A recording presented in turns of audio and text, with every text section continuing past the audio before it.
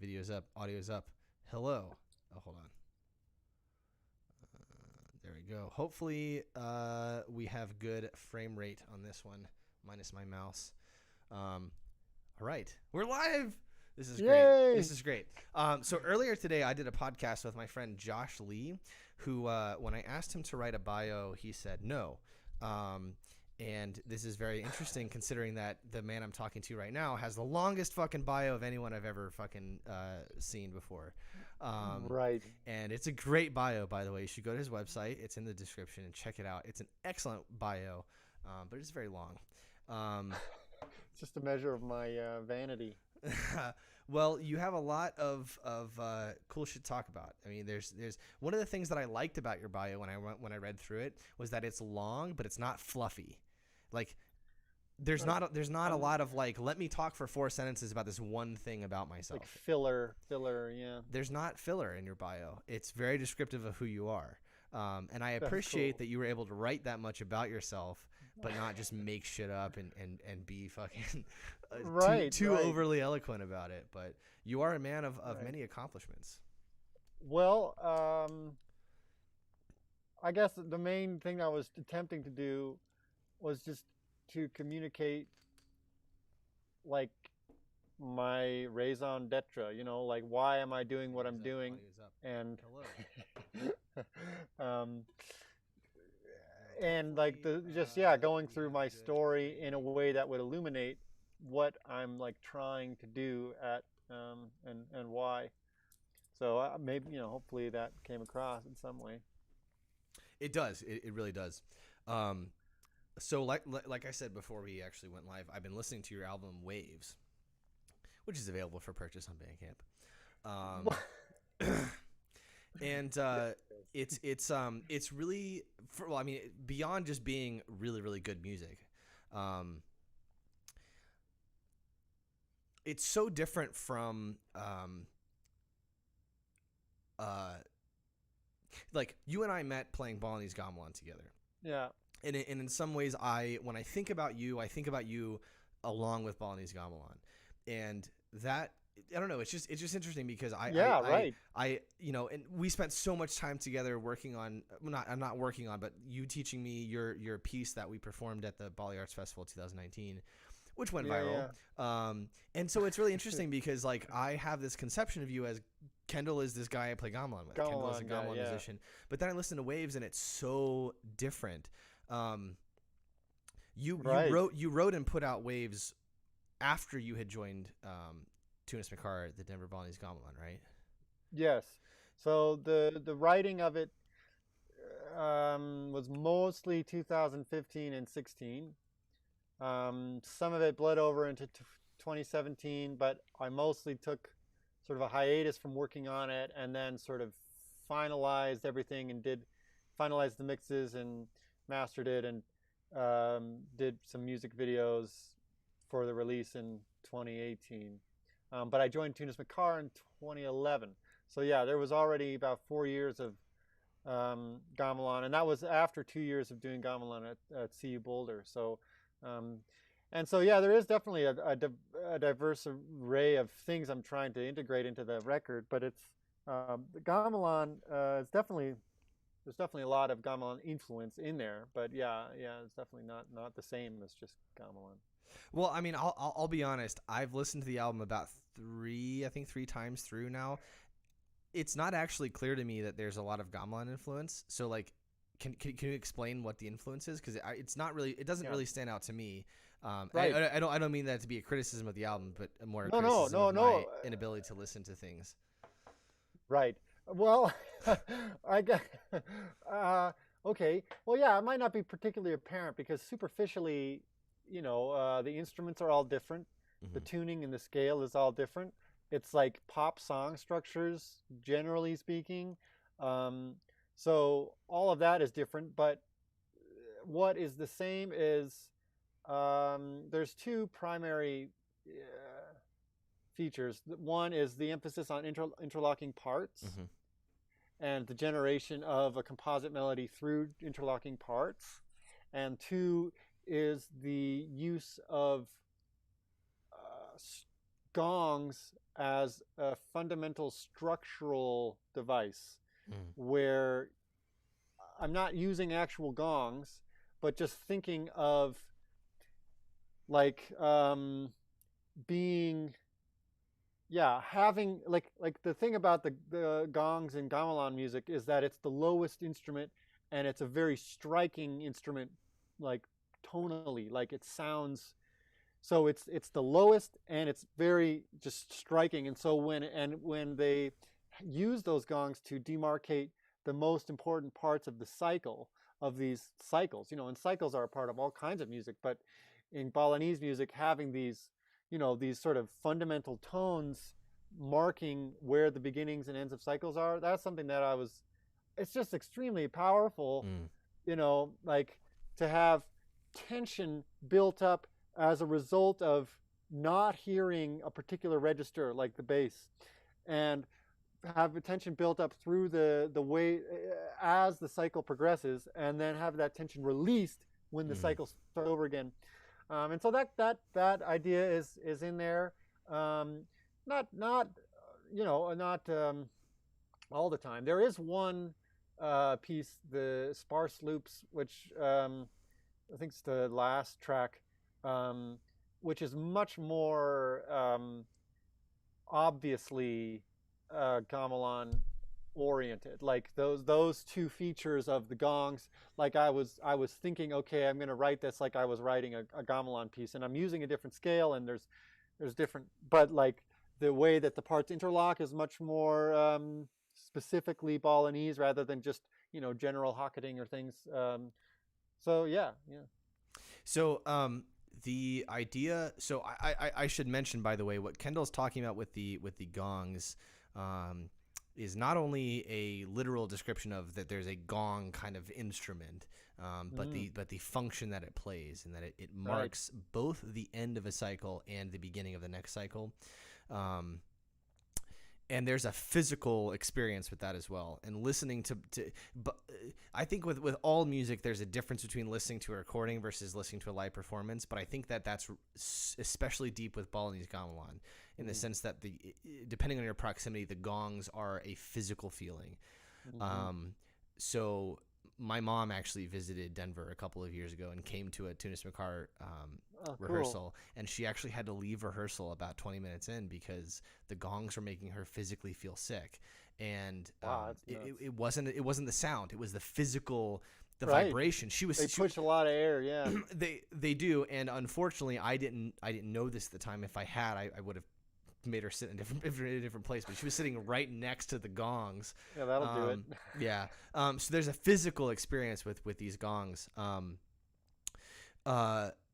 So you're approaching like the idea of a gong in the Waves album, not in the sense of that you're using an actual gong, but in a theoretical device, right? It's a theoretical device in terms of how it marks the structure of a loop. But it's also a device just in terms of withholding the bass register for certain key structural moments. So like withholding the bass register. Yeah, so just not playing anything, below a certain octave for a lot of the time, and then bringing it in. Like it's sort of like it's a similar effect as like in like EDM or like techno music, like the drop. The drop, yeah. Right? And often what they'll do, like right before a drop, is they'll have like a high pass filter slowly filtering out all the lower end. So you start and then like slowly getting to the point where all you're getting is high drops. And so through the contrast of having just highs and then all of a sudden having lows, so there's dynamic things that enter there, like it gets louder, but also just having bass where you didn't before is extremely powerful. Yeah. So it's a little different because it's like the bass drops and then the bass is just, pumping for the next, a minute or something. But with this, it's like you only get the bass. With the gong and in gamelan music, you only get the bass at the beginning of a cycle, and sometimes cycles can be really long. They're not always long. Like sometimes they can be short, right? But um, if a cycle can be a minute and a half, and so you don't get bass until it loops around to the beginning, and it has this. It's it's an awesome thing. Yeah. So yeah, Like to me, it creates this sense of, so like if there's so thinking vertically about pitch, because we're talking about pitch here, right, in terms of bass versus treble. Thinking vertically about pitch, there's sort of an upper limit where beyond a certain set point of a frequency, you just can't hear it. It's just beyond our biology. right. It's And below a certain set point is the same limit. And so when you get music that fills that space in between the lower and upper limit, it feels full, it feels impactful, and saving that experience for a meaningful time, like marking the beginning or the end of a cycle of music. Yeah. To have that sort of just, it just fills everything up. And you don't get that otherwise. Like you only get that at a decided, set point, which is the beginning of the end of the cycle, which is relatively arbitrary, but it's still meaningful, I think. Well, and it's meaningful, and I think for the composers like of Balinese music, they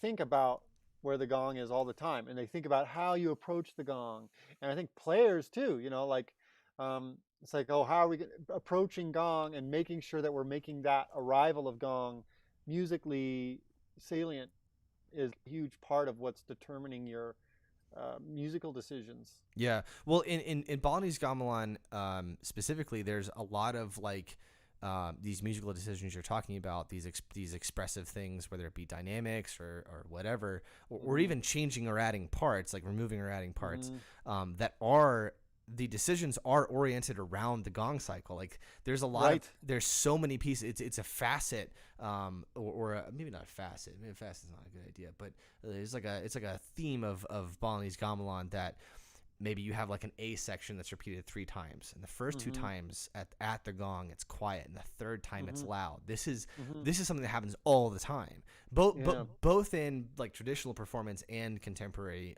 compositions. So the gong not only functions as this sort of like demarcator of the beginning or the end of something, but also as a reference point for how you decide to incorporate emotions. And I think that this actually, to kind of broaden things out, I think this is actually true not only of Balinese Gamelan but many other musics. The idea of the gong could be associated with the idea of like beat 1 or something like that. And well, yeah, it is. It usually is.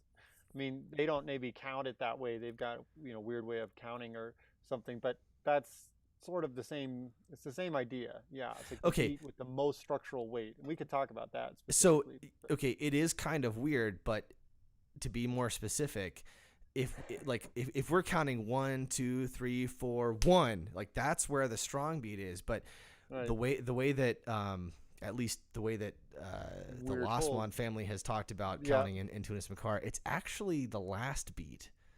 Gong is like, if you're thinking about an 8-beat cycle, for instance, 1, 2, 3, 4, 5, 6, 7, 8. Gong is actually on 8, not on 1. It's actually it seems to be like it's the last beat of the cycle. If the idea of 1 being the first kind of means anything, which I think it does, the gong happening on 8 is really interesting because it happens on the last beat. Right. I'm gonna get Putu in here to talk about this stuff because that sounds good. I'm pretty much at my limit at this point as far as like talking about Balinese Gamelan because I'm an idiot. But it's an interesting idea that there is, whether you want to call it the first beat or the last beat, whatever. It's interesting that there seems to be this like connection between. It seems like maybe all music that there is some beat somewhere that has a little more meaningfulness. Yeah, totally. And I think that the idea of, whether you assign a beat a given number is a bit arbitrary in a way. I mean, I think it can reveal certain interesting cultural,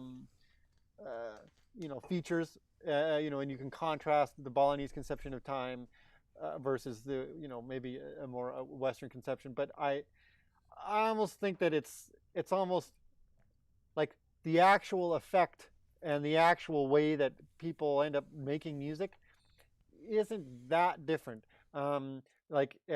Because the feeling of whatever that beat is, that strong arrival point beat, is not a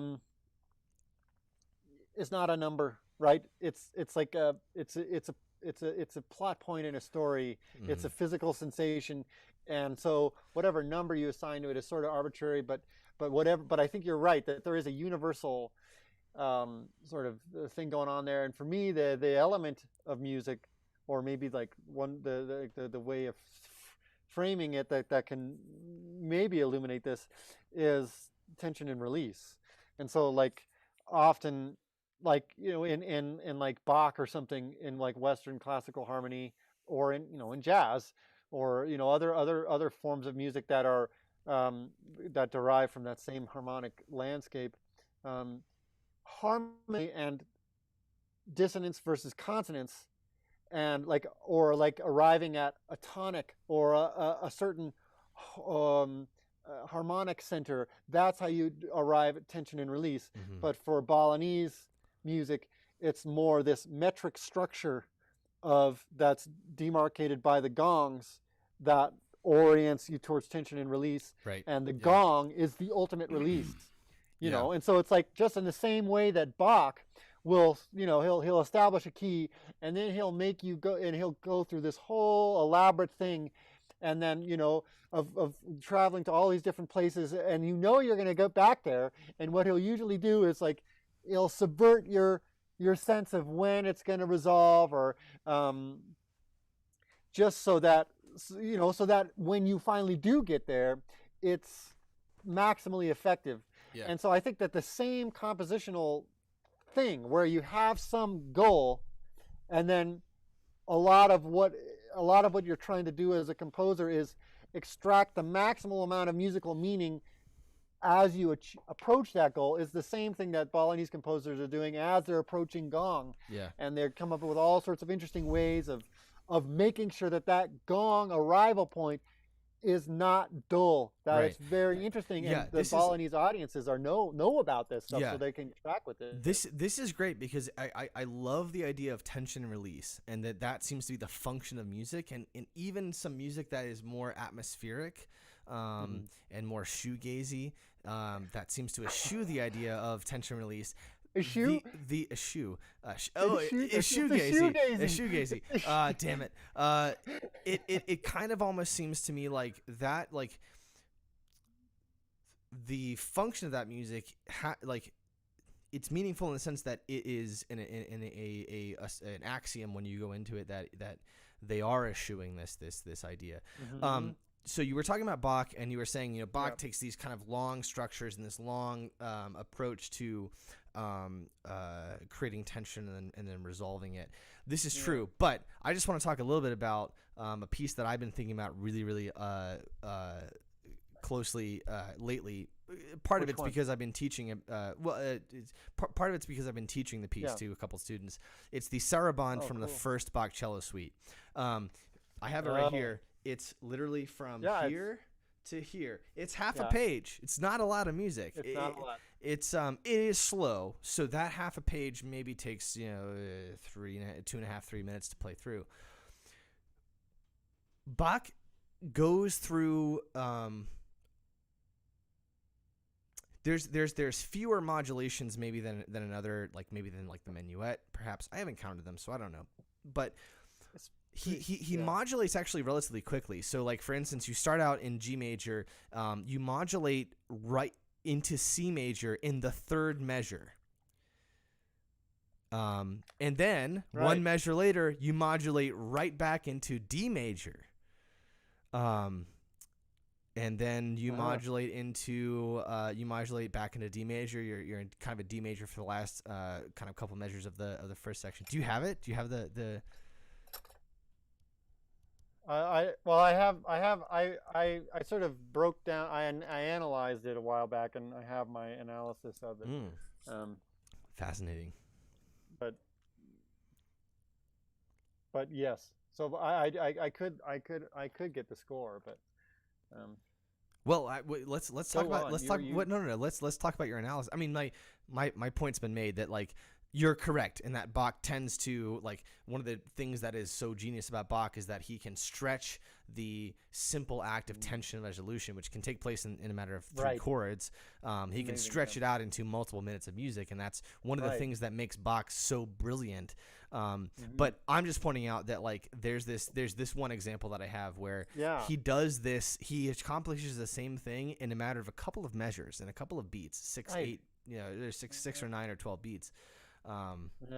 No, it's awesome. Yeah, because the language that he's using to create the tension and release is he's mastered it so thoroughly, and he knows how to do it from so many different angles that it's like it feels, when you analyze his music, it feels infinite. Like the ways in which he can achieve the same thing, but with different within different contexts. Slow, fast, lots of notes, not too many notes. Right. Yeah. It's like, and like the just the sheer depth and like variety, like of his vocabulary is just it's astonishing. Like when you just like it's crazy. So yeah, but like that, I mean, like maybe one way to it's like he starts on one and then he's going to end on one. Right. Like that's always the same. Yeah. And so, like, if you're like, and later developments of music, they would like, they're like, oh, that's boring. I don't want to always go back to one, right? Like, but it's like that's like, and that's fine. It's like, yeah, go explore something else, dude. But the point is not that you're going to get. I mean, it's like the trick is how you do it, and like it's always, and it's always interesting, like it's always unexpected. Yeah. He never does the same thing twice. But what's nuts about, to me, is like you analyze the music, there's so much variety, but there's so much continuity too. Like he's relying on the same basic territory of harmonic vocabulary, but he's generating new things from it all the time. It's like it's so crazy. Yeah. Yeah, it's, dude, if I had a time machine, it would be Bach. I would go back and I would just spend maybe a couple years, dude, just hanging out, man. Like, not even being like, teach me organ, whatever. Fuck that. Like, I don't really care about organ. Around. Yeah. Yeah. Well, I mean, there's so many, like, Bach is such an interesting figure because he seems to be like, Bach is one of those people where you say the name, and even if you're not oriented towards classical music as a listener or as a musician, what you get is this perception of like this marble bust of this guy. He's on a pedestal, and it's just but there's so many stories of Bach where, like, he dueled a bassoonist one time. Because like with a sword. With an actual sword. So there's conflict between the story, because either Bach called the bassoonist a nanny goat, which apparently was a huge I wonder what that's translated in German, nanny goat. Yeah, I don't know. So either Bach used the insult or the bassoonist used the insult. It's not really clear. I've read stories that say both, but the accounts are that he was, part of his duties at this one church he was hired at was not only to perform and to write, but also to train a small group of musicians. And he dueled this bassoonist. He had a personal issue with this guy. Listen, you and I, like, Kendall and I for two people listening, Kendall and I have known each other for a while now, at least 5 years. Okay. Kendall and I have had some I've yelled at Kendall before. I'm not gonna fucking lie. I've yelled at Joe too. Yeah, it happens, man. But at the end of the day, I love you, man. I've never decided that I want to fucking duel Kendall. Like, I've never come to that, like, point. Right. And Bach decided he wanted to duel a bassoonist because they had a personal falling out. What the details are, I don't really fucking know. But they had a personal falling out. And yet this guy is associated, and rightly so, I think, with writing some of the most transcendent divine music like ever. I mean, as a cellist myself, the Bach cello suites are, if you want to call yourself a cellist, you have to have studied the cello suites at some point.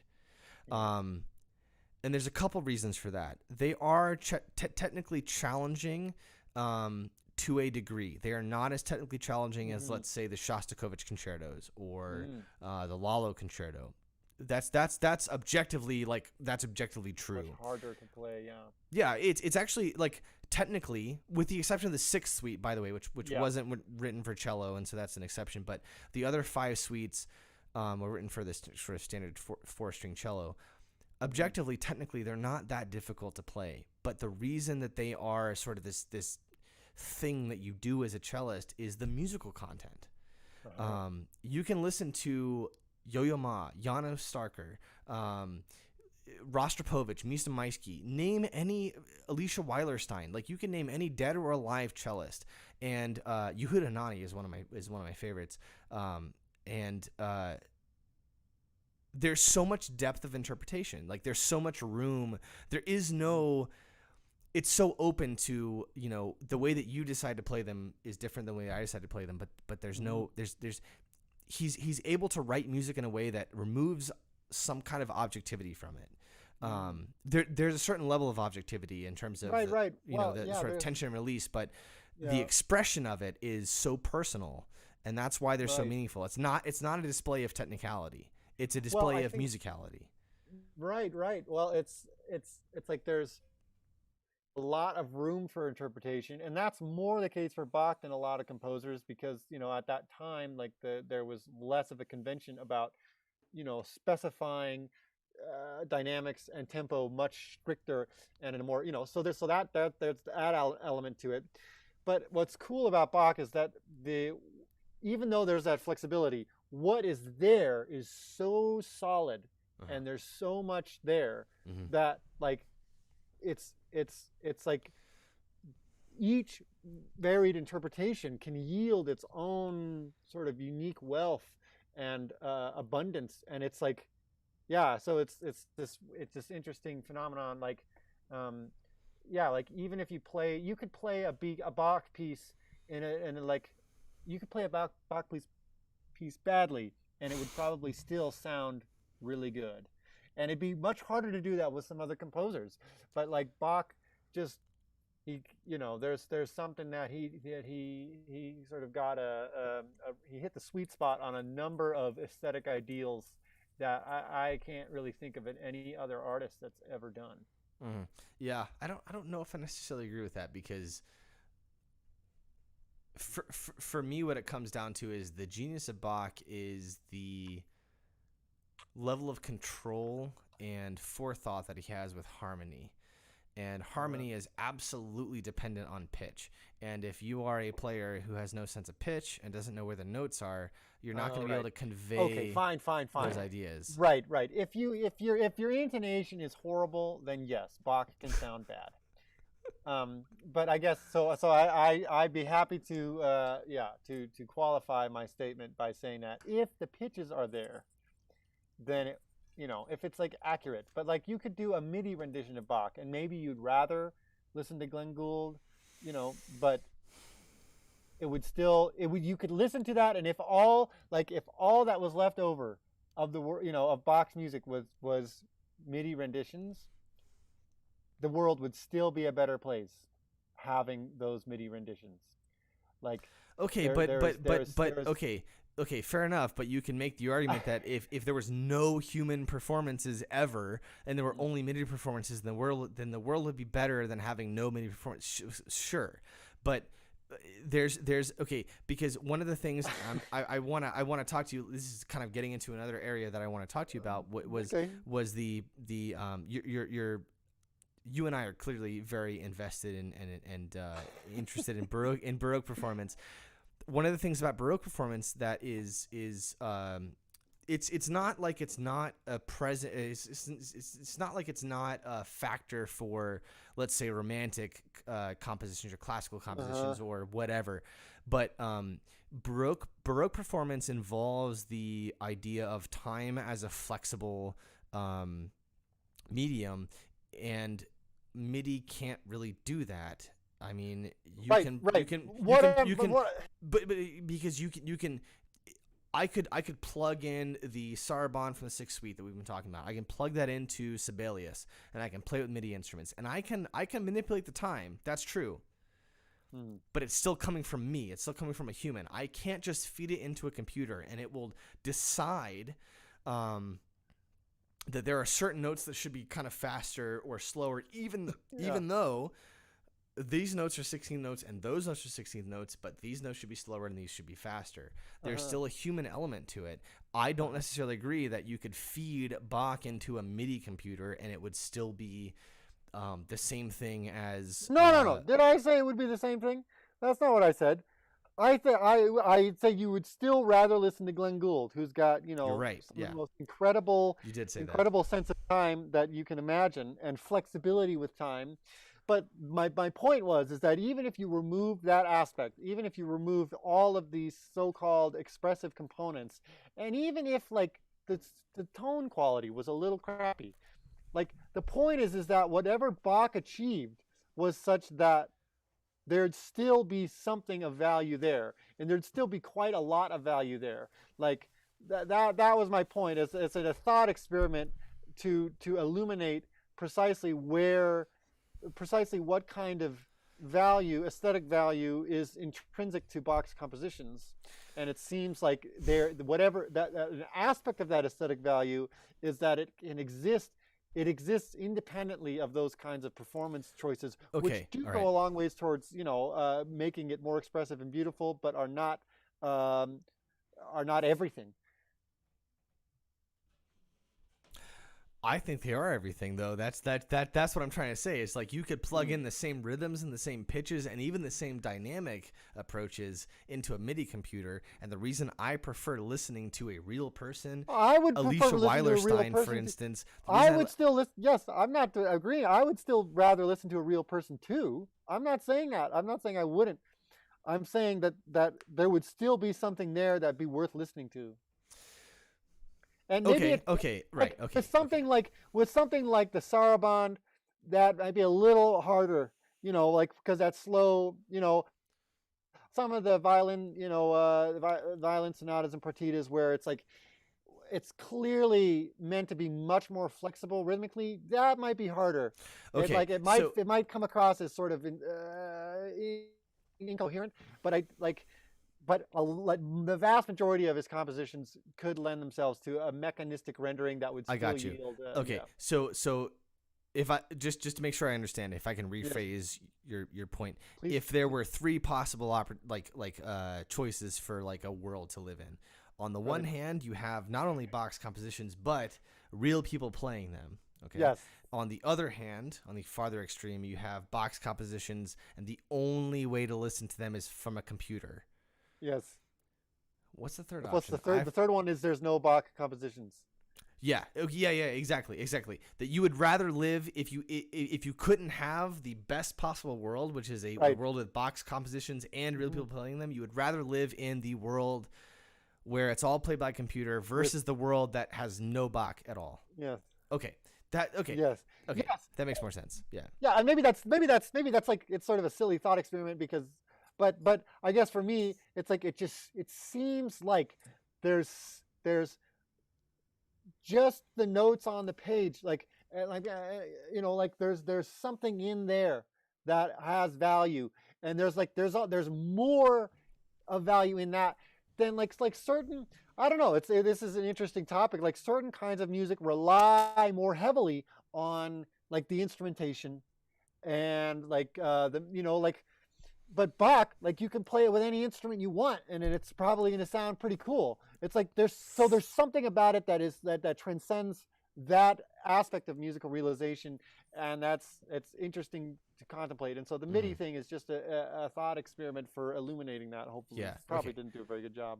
No. You didn't at first, but it makes more sense now. It makes more sense now. Good. We've thought it through.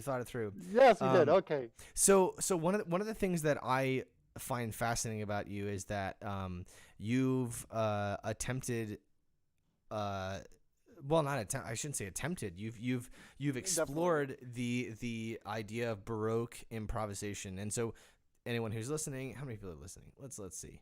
Oh, 3 people are listening. For the 3 Boom! people who are listening, We're if you making don't, progress. for the 3 people who are listening, if you don't know what we mean when we say Baroque, is we're referring to a particular time period which tends to be delineated by Bach's dates, which are 1685 to 1750, I believe. Yes. It's a bad standard because Bach was considered old-fashioned during his own time. But the idea is that, so the word Baroque is a Portuguese word. It just means overly ornamented. It means highly exaggerated. And so when you're talking about things like Baroque music, there's an implication that as a performer, you're going to add in ornamentations, whether it be trills, grace notes, whatever, that aren't indicated by the composer, but that are kind of left up to the performer. Yeah, right. You agree with that? No, that sounds cool. Yeah, it's interesting. Yeah, I've heard that the word Baroque was initially used as a derogatory term. Like a lot of words for movements, like initially arose from other people, criticizing those movements and using the term, but then it stuck, and then as history went by, it sort of lost that particular negative valence. But like Baroque could mean anything that's sort of ornate or highly complex, maybe a little bit cerebral, but just like very, you could have a Baroque sentence structure, right? Which, like that. And so it's but yeah, in a more academic or like dry sense, it just refers to a particular era of music wherein Bach lived. Yeah. Yeah, but I mean, ultimately, it comes down to the idea that whether it be art or architecture or music or whatever, that you are taking a foundation, a basic structure, and you are ornamenting and overlaying on top of that. So like if I was to take like a piece of wood, for example, then if I was to attempt a Baroque interpretation of that, I would add overlays of gold and carvings, not only to an extent of just my representation, but to like a high extent. I would add as much ornamentation and as much filigree as I could possibly incorporate into that one object. And so this leads me into another thing that I'm really fascinated with about you, is that you have embarked on a journey of doing Baroque improvisation, which not only incorporates this idea of ornamentation and filigree, but also there is a harmonic sort of standard, a sense of how you move through chords and things. And so I'm curious, is like how did you start? Like what made you decide to sit down and do this thing, and like what sustained you through that process? Yeah. Well, it's sort of continually evolving. Like the last couple of weeks, I've got sort of fed up with it, and decided that I'd rather learn about like Radiohead for a while. But yeah, for like the last 3 or 4 years or so, I've been attempting to try and figure out how to improvise in a Baroque style. And I should say, it's more like neo-Baroque, I guess. Because I like there's certain like forms of like Baroque. Ornamentation that I haven't studied as much. It's more the harmonic structures and things. But for me, it was the attempt to do this was born out of an increased realization that maximizing my own artistic accomplishment would involve engaging more directly with some kind of traditional form or medium. So like, and by traditional, I mean something with relatively clear-cut parameters of like aesthetic restraint and definition, like rules about, like what chords you should use and how chords move from one to the next and how those chords are expressed melodically or whatever. But the idea that that the best art, as far as I could see, in a sense, the individuals that made those artworks stood on the shoulders of giants, And those giants were not necessarily individuals who were great, but those giants was more like the collective giant of a single culture's development of a particular art form. And I think for me, playing gamelan was probably, it wasn't the only thing, but it was one of the biggest things that sort of clued me into this fact that traditional art forms can yield a tremendous amount of wealth, and just appreciating what it means to engage with a traditional art form. And so for me, Baroque was, and I'd say it's more like, yeah, Baroque, but also Bach specifically, was my attempt at, has been my attempt at engaging with a traditional art form, such that my own expressive capacities will be enriched and deepened. Okay, so what do you mean by traditional? Okay, I mean, that's not an easy question to answer, but let me try. So You're right. Yeah.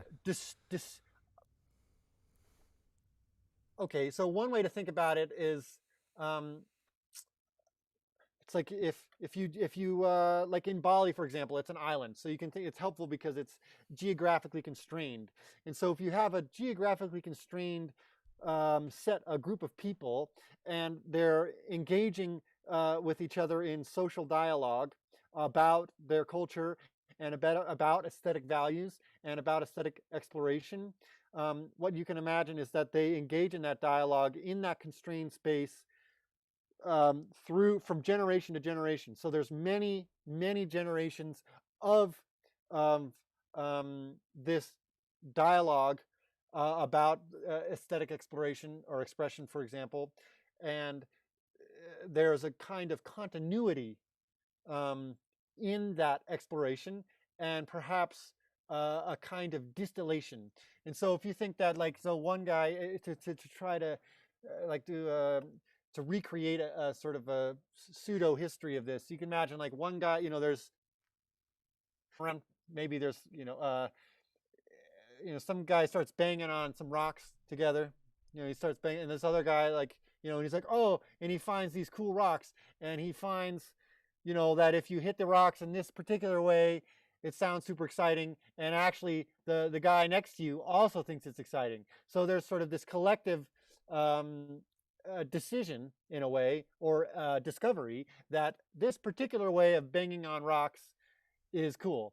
And so now if you take that and extrapolate it, across many thousands of, and millions of people, across many hundreds of generations, and there's sort of this accumulation of wealth about what has aesthetic meaning and discovery. So it's like, if I did this, the way, if you bang on rocks this way, it's cool. And then, 3 generations down the road, they're still banging on rocks that way, but then, like, there have been more people that have, like, well, you can bang on rocks this way, but I can also add this thing.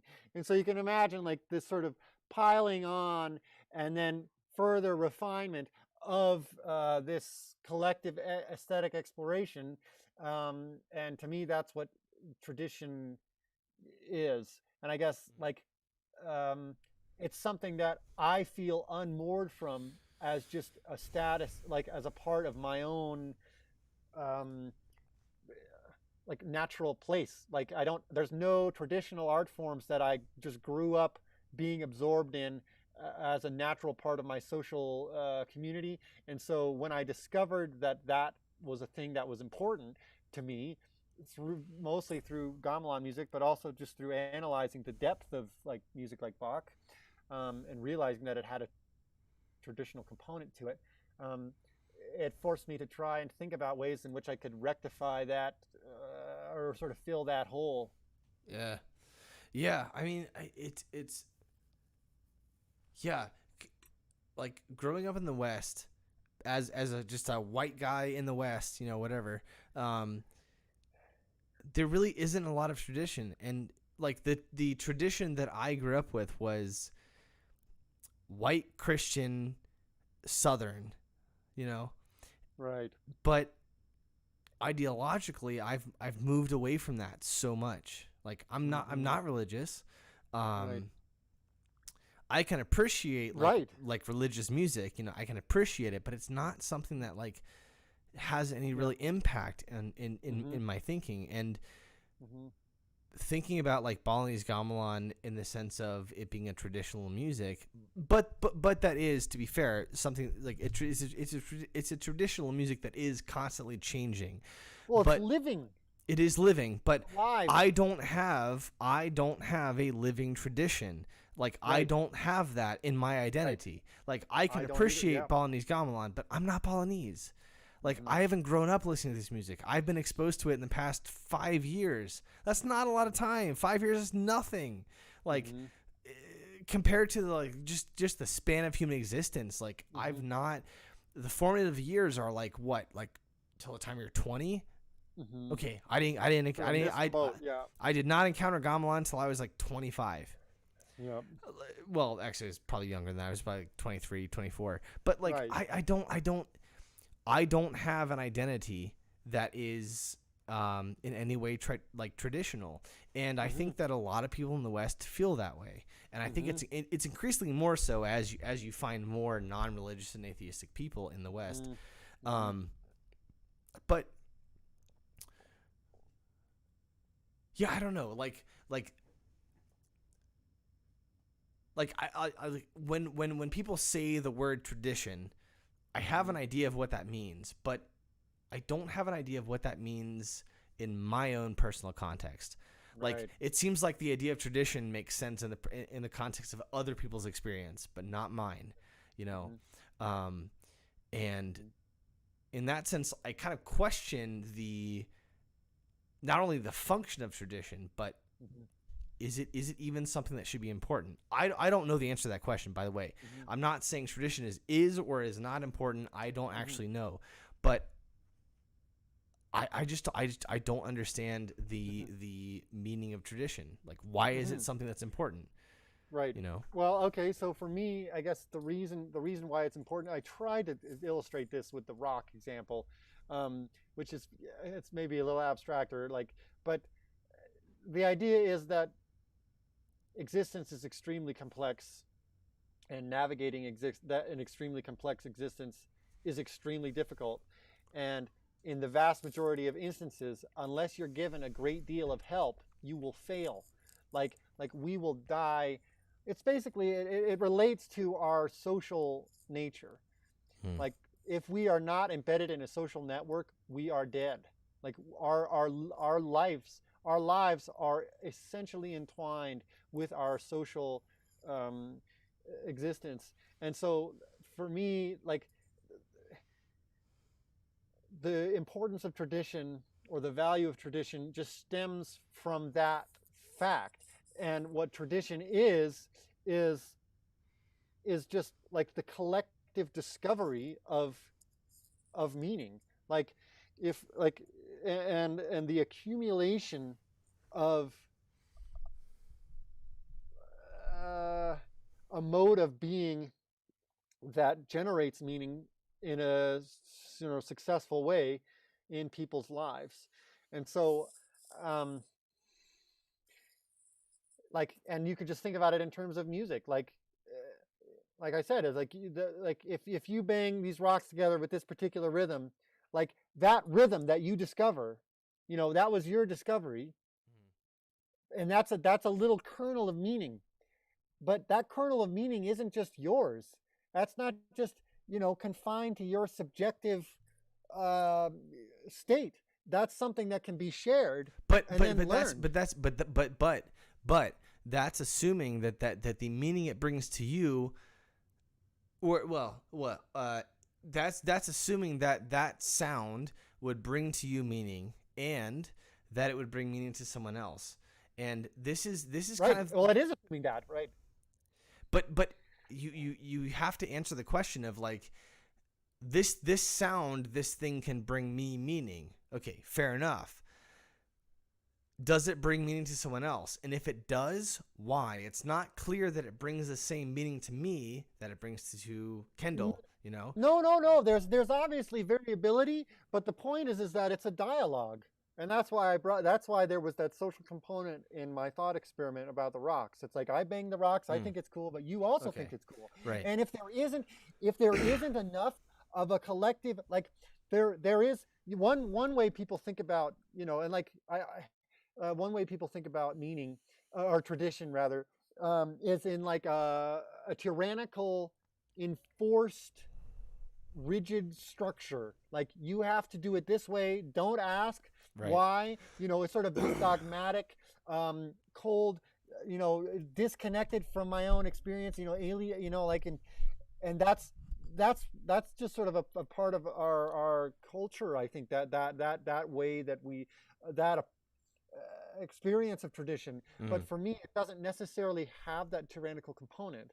Like so it's like this thing is tradition, so therefore you should do it, versus this thing is tradition and that's why we do it. Like that's like, I think the difference between like a sort of tyrannical, like you said, tyrannical idea of tradition as this imposition of culture versus tradition of this is the way we've always done it, right? Which is a little more open-ended to me. Like I'm much more open to the idea of tradition is the way we've always done it than tradition is the way we've done it. Therefore, you have to act this way, and if you don't conform to tradition, therefore you are sort of anathema, or you're some sort of not anathema. What's the word? Right. Apostate. Like You're an apostate because you don't believe and act conforming to this idea. Listen, hold on real quick. So this is a great conversation. We actually have comments, which is super cool. James McAndrew. Hi, James. He says, really enjoying this conversation. MLQ, Milquetoast Company. Great refutation. I don't know what that means. Devin Kurger. Hey, buddy. Devin. I love Devin. Devin's a great guy. He says, hi, guys. Love the talk. What should I take away from Baroque music as a modern musician? This is a great question. And a little bit, if I can speak for Devin a little bit. Devin is a metalhead like me. That's kind of what. One of the ways Devin and I have bonded is over metal. I jam with Devin a lot. Devin's an incredible bassist, and just has an incredible taste for music. So what do you think, Kendall? What's like?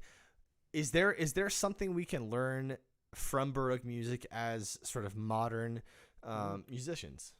Well, for me, if I didn't think the answer was yes, I wouldn't have devoted so much of my life to it. Because I have no intention of being like, a period musician guy. Like, there's people that, they get period instruments that are like accurate to the times, and they learn about the exact ornamentation of Baroque, that the way that they would do it at the time, and like everything is which geared toward a recreation. It's like a historical artifact. But that shit's not very exact at all, and we can talk about that later. Right. I mean, there's all sorts of problem, but that's like one way that you might envision, like the fact that I've been studying this, like maybe that's what I'm aiming at, but like because that is what some people aim at, like they want to be able to, and like that's fine, but to me that's more of like of historical interest, and it is aesthetically interesting and stuff like that. But for me, I am interested in the ways in which Baroque music, and specifically the music of Bach, but also just Baroque music in general, like the principles can be applied in a domain which transcends those limitations. Like, and I guess for me, a lot of it has to do with there's a certain kind of flexibility in Baroque music that was lost in like the classical period of Mozart and things. And I love Mozart and Beethoven, but there's something about, there's like, I don't know, I don't want to hold too strictly to this, but there's something almost more universal about it. And I like, and there's a great affinity between like Bach and Charlie Parker, for example. Like just like technically, not just in terms of the fact that there's this the functional harmony that's like 2-5-1s, descending fifths, orienting tritones that pull you in a particular direction, tension and release, that like there's all of that kind of thing that's the same, but it's also there's um, commonality for me between like Baroque music and gamelan, and for me that's a lot of it has to do with the way that harmony, which is like the when multiple tones are sort of come together and blend together in a way that's pleasing. Harmony is generated through melody, um, and to me, like the like if you just think about a 2-5-1 as like block on 2, block on 5, block on 1, that's missing the point. And like beautiful 2-5-1s that were composed by Bach aren't thinking about it like that. He's not thinking about it that way. He's thinking about it as I have this melody that's happening at the same time as this melody, that's happening at the same time as this melody, and I'm aware of what each pitch is at every given moment, and I'm aware of all the intervals, but I'm also, and so that's generating the harmony as the intervallic content, but I'm also aware of the contour, and I'm aware of this sort of intrinsic emotional character of each melody, and it's in the combination of those things, that melodic character and the way that the counterpoint generates harmony, that you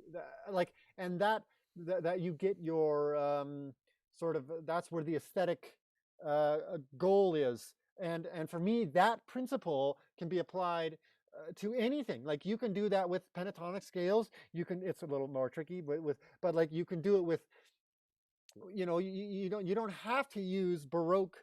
You don't have to raise the leading tone in minor.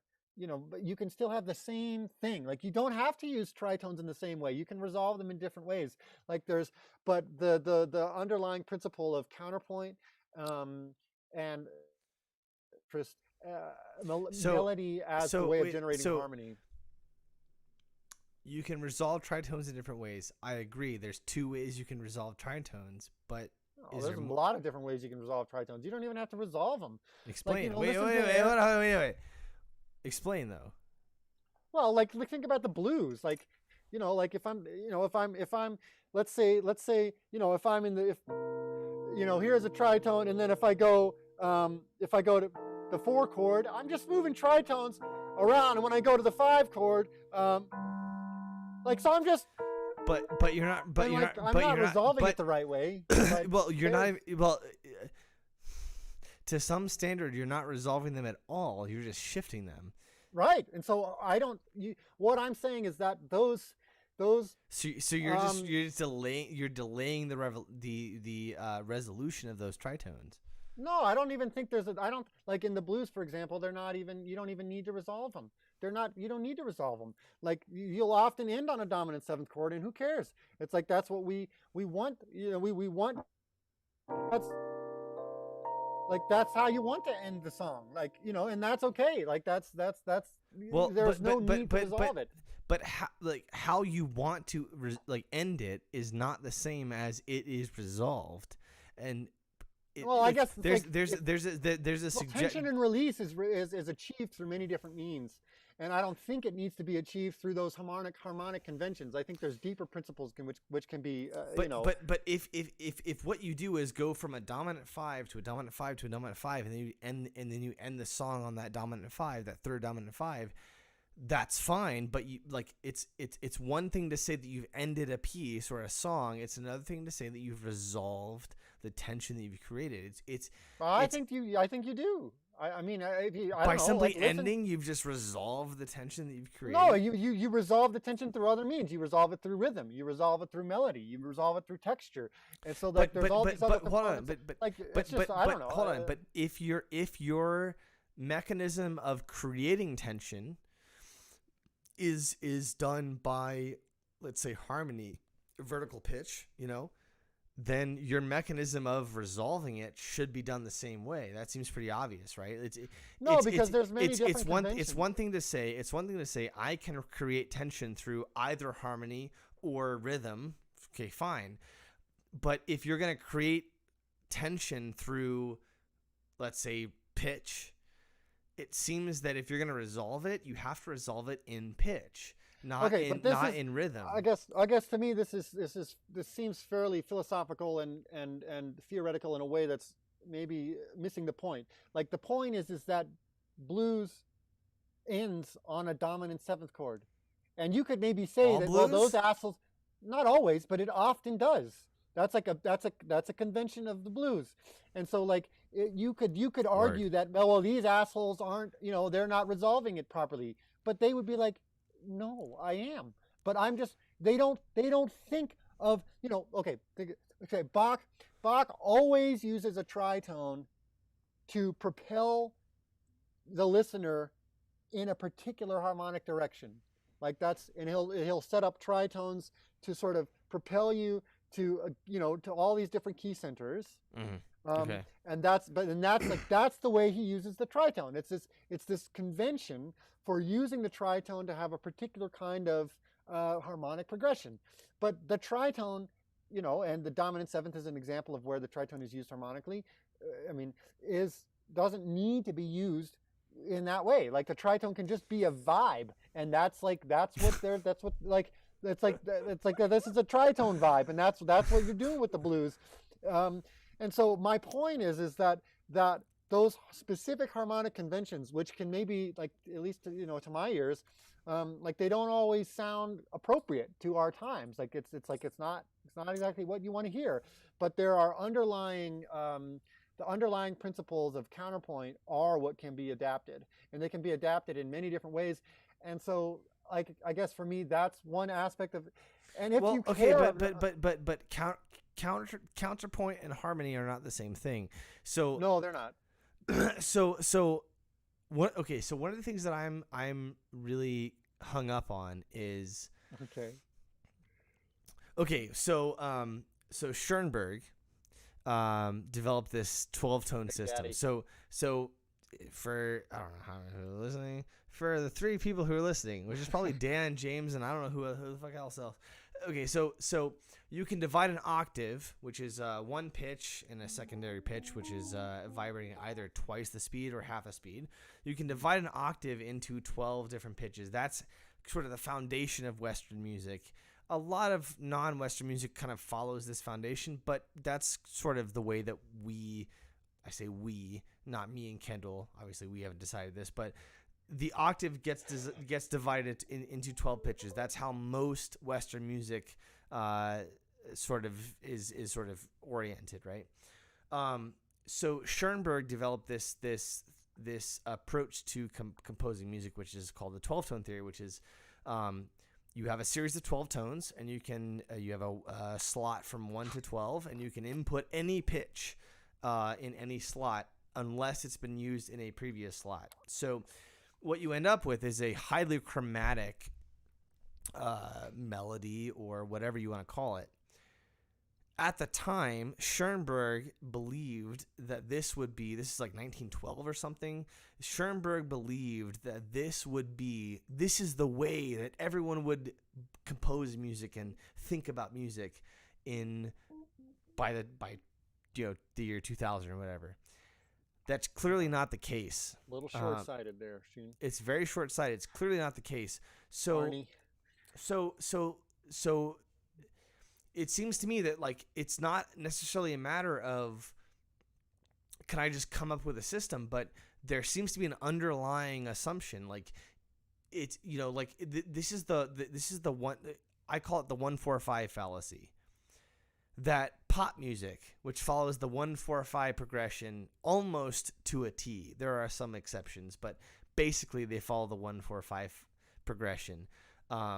That it's somehow less worthy or less interesting because it follows this basic sort of progression. But the 1-4-5 fallacy is only one syllable away from the 1-5-1 progression, which Schenker developed, the Schenkerian analysis, 1-1-5-1, which is also super connected to the Joseph Campbell sort of idea of the sort of monomyth, that there's a set point, you move away from the set point and you come back to it, and that's the hero's journey. So I guess what I'm saying is that it's not so obvious to me that you can divorce like pitch progression from like any kind of like aesthetic sort of analysis. Does that make sense? Okay. In other words, you're arguing that maybe it sounds like I'm saying that these tones can be used in any way, like I imagine, like whether I'm Schoenberg imagining a 12-tone system or, me imagining some other system. But you're arguing that there are certain sort of intrinsic constraints that I have to listen to. Yes, I think yeah, that kind of makes sense. Yeah. Okay. So right, I don't know. I might be missing the point, but that's kind of right. what it seems like where you're going for. No. Well, okay. So it's like yeah. I mean, there's a big tension between like total freedom and restraint. And I guess for me, it's quite apparent that you cannot claim that only that one set of aesthetic parameters is the right set of aesthetic parameters, unless they're so abstract, like even like something like Joseph Campbell's monomyth. Like that's super abstract.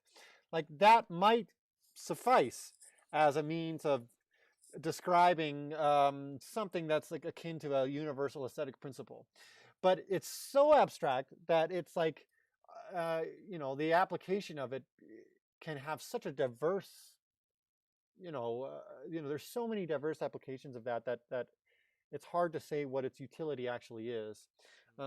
So like for me, like throughout, Western art music, like from Beethoven to Schoenberg, it's just a series of like aesthetic revolutions, maybe not complete revolutions, but serious evolutions where one generation questions the previous generation's preconceptions about what is valid.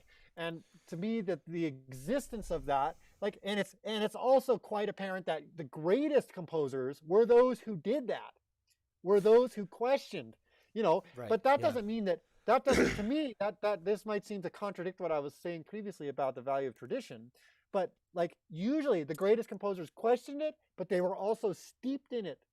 Like they were, like they that, and that's what makes it a living tradition, is that you don't throw out all the parameters, and so like whether there are some, I think there are, like, if you just look at the overtone series, it's like the difference between consonance and dissonance that arises from that, and like just the ratios, like if you think of a really simple ratio, 1 to 2, 2 to 3, whatever, versus a highly complex ratio that you get with a tritone, it's like that's a physical reality. Well, like wait, hold on. What's the? I'm with you on the overtone series, and that's a super interesting topic. What do you mean by the ratio with a tritone? What does that mean?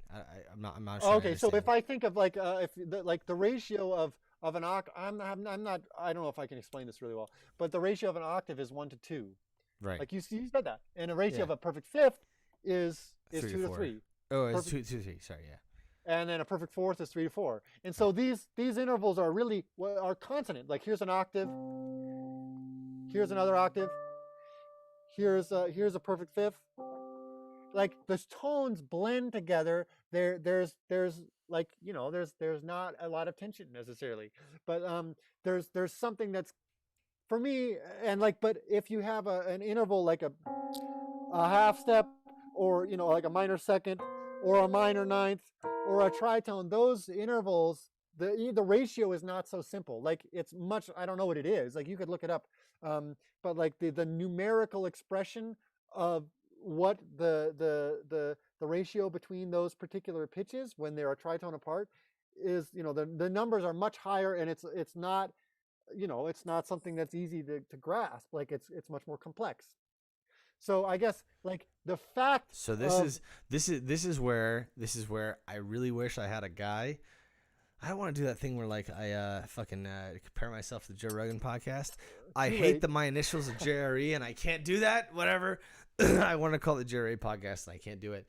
So I'm pulling up myself. There's two things here. First of all, apparently, according to Wikipedia, the tritone relationship it's like 10-7 or something like that. No, right? it's much more complex than that. Well, it depends on which tuning system you're going for, right? Right. So right, right. Pythagorean is 729 to 512, Yeah, or that's sort of what I'm thinking. 1025 to 729, which I'll just be honest, those seem complicated. It's not clear to me that those are super like complex though. Yeah, it's just more. It's like if you think of a circle as being a very simple shape, it's like there's more going on if I were to like create a curve, like I need more. I need like if I'm going to express it mathematically, I'm gonna if like there's going to be more information that I need to express what a given curve is. But the okay, so what you're talking about in terms of like an octave is 1 to 2 and a fifth is 4 to 5 or whatever, like whatever the numbers are, those come after the usage of those intervals, and it's not clear. I don't think they do. I think Really? that people, I think that the discovery of the fact that the discovery of those intervals is universal. Wait, what do you mean by the discovery of those intervals? What does that mean? Are you talking about the mathematical relationship of like the No, 10 no. to 7 or fucking whatever? No, I mean, or are you it's just like, talking about like the experience of hearing these two notes together? yeah, it's the experience of hearing those two notes together and the sort of the cultural codification of those notes being significant. But doesn't the experience precede the description? I mean that seems to be pretty obvious, Yes. right? No. So yes. No. For me, the ratio that I could like the mathematical the numerical expression of the interval. Yeah. That obviously is after that happened. Pythagoras discovered those things. Well after those had been used in Greek music. So like obviously the theory comes after practice, but the point is that the discovery of the interval, like the discovery of the mathematical relationship, is different than the discovery of the interval itself. Like the discovery of the interval itself is like, okay, you're sitting around the campfire, you sing a note, I sing another note, and I like find it when they're the same. Okay, right. Which is what interval? Well, if they're the same, it'd be a unison, right? But let's say, But if there's okay. like the women are sitting across Right. the campfire, Yeah. and they sing the same note, but it's going to be an octave higher. Right. And like Okay. that's Yes. like the Have fact you that seen- you can. Have you seen the Bernstein lecture, which is the greatest 5 minutes? Yeah. Is called the greatest 5 minutes of music. Yeah, I Yeah. love that. I think it's super on point in that like the first yeah. discovery of any discrepancy between pitch would be the octave. It makes sense. Men and women singing across the fire from each other, like you're talking about, and then you would be fourths or fifths, which are kind of the same Right. thing depending Like, on how you, right. on how you look at it. But then you find the middle ground. Right, which is the major third of the major, or the major third of the minor, or the minor third, which introduces a whole new way of thinking about music. And it seems so simple to say, well, first you think about an octave, then you think about a fifth, then you think about a major third or whatever. But that might have taken 1,000 years. Like, I don't fucking know, Right. I guess the point that I'm trying to like make is that there is like an objective fact to be dealt with in those ratios, and like you can argue about what like the existence of numbers, or like you get philosophical about that, or like what that means. But to me, it's like those things, those realities are universal, and you can't deny them. Right. And so, Yeah. but what you can deny is the fact that that there is only one legitimate reaction to those intervals. There are many possible reactions to the intervals. And like maybe I just want to sit and listen to a tritone all day. Like I don't know. Like most like Dude, I'm not going to argue. It's beautiful. So this idea of like, so it's one thing to describe an interval. It's another thing to say how a person feels or should feel regarding an interval. And a lot of and that's this, convention. it is convention. And this kind of goes, so the first time that I ever heard Balinese Gamelan, well, okay, the first time I ever listened to Balinese Gamelan was when I was doing my master's degree at DU, and Tunas Mekar played at DU. This was 2015. Right. No, 2000. This would have been 2015 in February. It was February 2015. You might have played with them actually. I lost you at that last part. Oh, I probably did. Okay, and Aaron Page was the person who invited me, and he said I play with this gamelan, and I remember listening to gamelan in like the world music class, that I took as an undergrad. I remember not liking it, and so I was like, well, I'll go because Aaron Page is my buddy, and I'm gonna support him. I'm gonna go to his concert, thinking that like I just won't like this. It's weird shit, whatever. And I was blown the fuck away, dude. Like it was I will remember that performance, that concert, that experience, whatever you want to call it. That will go down in my life as a super formative experience. That's and awesome. Yet one of the things that I remember about that thing is that I remember going away from it thinking, well, it was super out of tune. I guess it's an indigenous, whatever primitive thing. They don't have an idea of tuning, and I still enjoyed it. There was a lot of things I enjoyed, but I remember walking away from it was just thinking it was super out of tune, But that's not true. Like what does it mean to be in tune? What does it mean to have pitches match each other? That's not super obvious. And it's one thing to say, well, a 1-to-2 ratio, it's super, you have a D to a D, it's super pure, whatever. Okay, great. The Western aesthetic of two notes are in tune when they don't have this sort of mismatch, when there's sort of this perfect ratio of some number to another number. Right.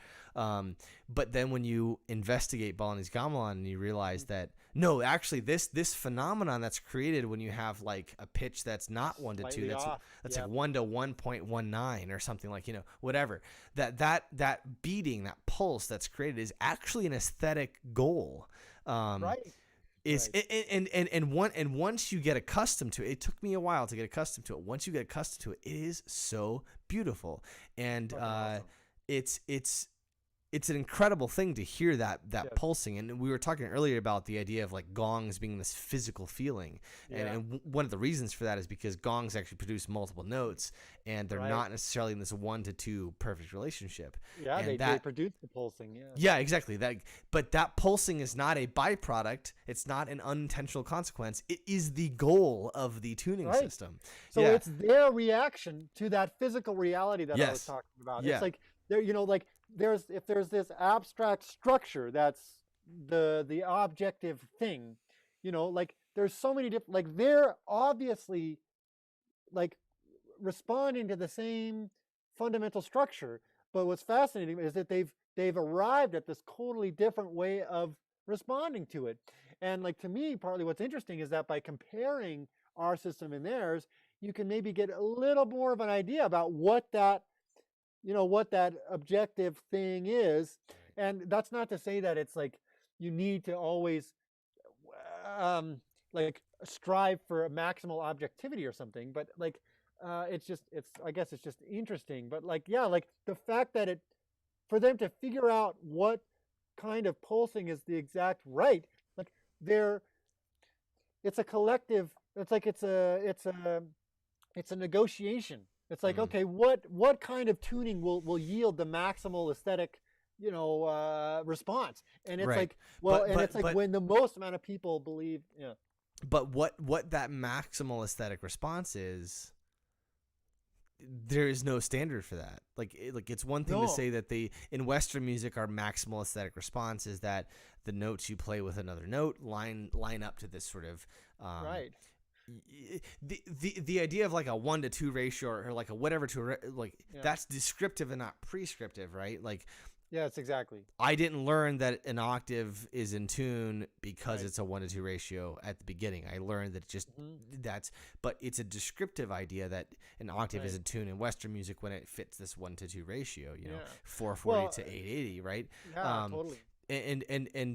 And I guess like what it gets back to for me is this idea of that, like, music seems to be universal, right? Like, I don't Like I'm just the existence of it in societies. right, yeah, like, Hmm. I'm not an anthropologist. I don't fucking know. I'm a fucking idiot. Like, if you're listening to this podcast, by the way, and you're listening to me, Kendall's a smart guy. If you're listening to me No. and you're believing shit because I say it, don't do that shit. That's Bad fucking idea. wrong. Okay, but it seems to me that, like, at a certain point, you have to ask the question of, like, why do we even do this in the first place? Like, why do humans do music? I don't give a shit about skin color or race or ethnicity. I don't really care. It seems to me that, like, basically everybody has some interest in music, whether you listen to it or play it or both. It doesn't matter. So, like, why do we even do this in the first place? Like, Mhm. like talking about like the sort of objective qualities of it, of like a 1-to-2 ratio, whatever, like that's super interesting. But like, why do we even do it in the first Yes, place? right. Yeah, that's very interesting. It's like I'll teach my students about the octave, and I'll teach them about intervals, and like I feel like it's important, like, that they should know about an octave. They should know what an octave sounds like. They should know that, and it's like, and it's not to say that there's only one way to use it, but it's like, this is a reality that you should, like, I'm like sort of pointing out, like, this is actually like a fundamental organizational feature of sound. And if you're sort of in tune with it, you'll probably have greater success. And like, that's about as good as I can do, though, as far as telling them what to do with that octave. Where do you think this comes from? Like, where do you think music comes from? That's a bad question. Hold on. No, I mean, okay. Well, I mean, it's sort of like, I don't know. It's like you start banging rocks together, and then you're like, oh, that was fucking sweet. Bang those Bluegrass, rocks like yeah, that again. yeah. Or you get some rocks too, and we'll bang them together. We'll have it. It's like that's. Actually, singing was obviously, well, seems like that was probably the first thing. You know, but I mean, where does it come from? I mean, historically, yeah, it comes from singing, and probably from singing stories, as a means of transmitting oral traditions, and like probably like religious ideas were probably transmitted through singing, right. and then so Yeah. but like, so that's to me, that actually indicates the nature. Like, you don't have to believe that all religion is true, or that any religion is true, or whatever, but to me it indicates the nature of music, that it would be tied up. It always has been. It's only fairly recently in our history has it been secularized. But it's like, it's in its development, in its developmental origins, it always was tied up with religion. Okay, so only recently in our history has it been secularized. How do you know that that's true, though? Well, I mean, I don't know for a fact, but well, then why do you believe it then? Well, because it seems to be true based on historical evidence. But the historical evidence that we have, I mean, like, is like the written, as far as music goes, like the written music that we have, the written records of music mostly come from the church, because that was the entity that had the funds and the means to employ copyists and to employ historians. But it's not obvious to me that simply because we don't have a record of secular music from like the year 1000 that it didn't exist. We're talking about a time when like most people couldn't read or couldn't write, and if you could read or could write, the materials to do so, I can go to the fucking Dollar Tree down the road from my house and buy a book of just blank paper for $1, and I can buy a pencil for 50 cents. That's super easy for me. but that's not been the case for a very, very long time. So just because we have a record of religious music written down and we don't have a record of secular music written down doesn't mean that the secular music didn't exist, right? Like, it doesn't seem obvious to me that you could say that religious music has been the norm for thousands of years only because we have the record of it, whereas secular music has not existed until we had the record of it. That's not really obvious to me, right? Okay. Well, I guess, I could be wrong. Like, there could be examples, counter examples, but and like, yeah, there's like, but in general, like, I'm not just comparing Western culture. Like, it's like traditional cultures from all over the world and traditional musics from all over the world. If you read about them, if you learn about them, their origins usually are tied up with the religion of whatever that culture is. And so it's like, and it's the same as just culture in general. Just the idea of a secular plane of existence is a Western construct. Like, that doesn't, like, like the fact that there's this separation between the religious and the secular strikes me as it's a Western construct. And I'm not saying that it's like false or something. I'm just saying that it's a weird thing. And if you're trying to understand the origins of music or culture generally, if you're not thinking about those, that religious context, you're probably missing a big part of it. So, like, whether it's architecture, it's one thing to say that the religious context is the sort of progenitor of everything else, and it's another thing to say that the secular context has existed this entire time alongside the religious context. It's just that secularism doesn't tend to organize itself. Like, it doesn't tend to draw donations from its devotees, whereas religion tends to do that, and that means that religion has had the funds again to employ copyists, to employ historians. Right. I guess I just think you're coming from a context that takes secular, like the existence of a secular domain, for granted. And I don't. But you're coming from a context that takes the religious domain for granted simply because because I'm coming from a secular context. It's like the fact, the extent to which we have been able to separate ourselves from our religious traditions is a weird thing. It's a historical aberration. And so, like, and I'm not a historian. It's just, but that's what people who are smarter than me, that's what they say. And so, like, and that's not necessarily just like an appeal to authority. Like, you don't have to believe that. But like, as far as, it seems to me that most cultures have had a religion at their core, and it's very difficult to just separate the two. And the fact that they were separated in our culture is a weird phenomenon. But how do you know that religion is at the core? I mean, I'm not necessarily saying. Well, I don't know.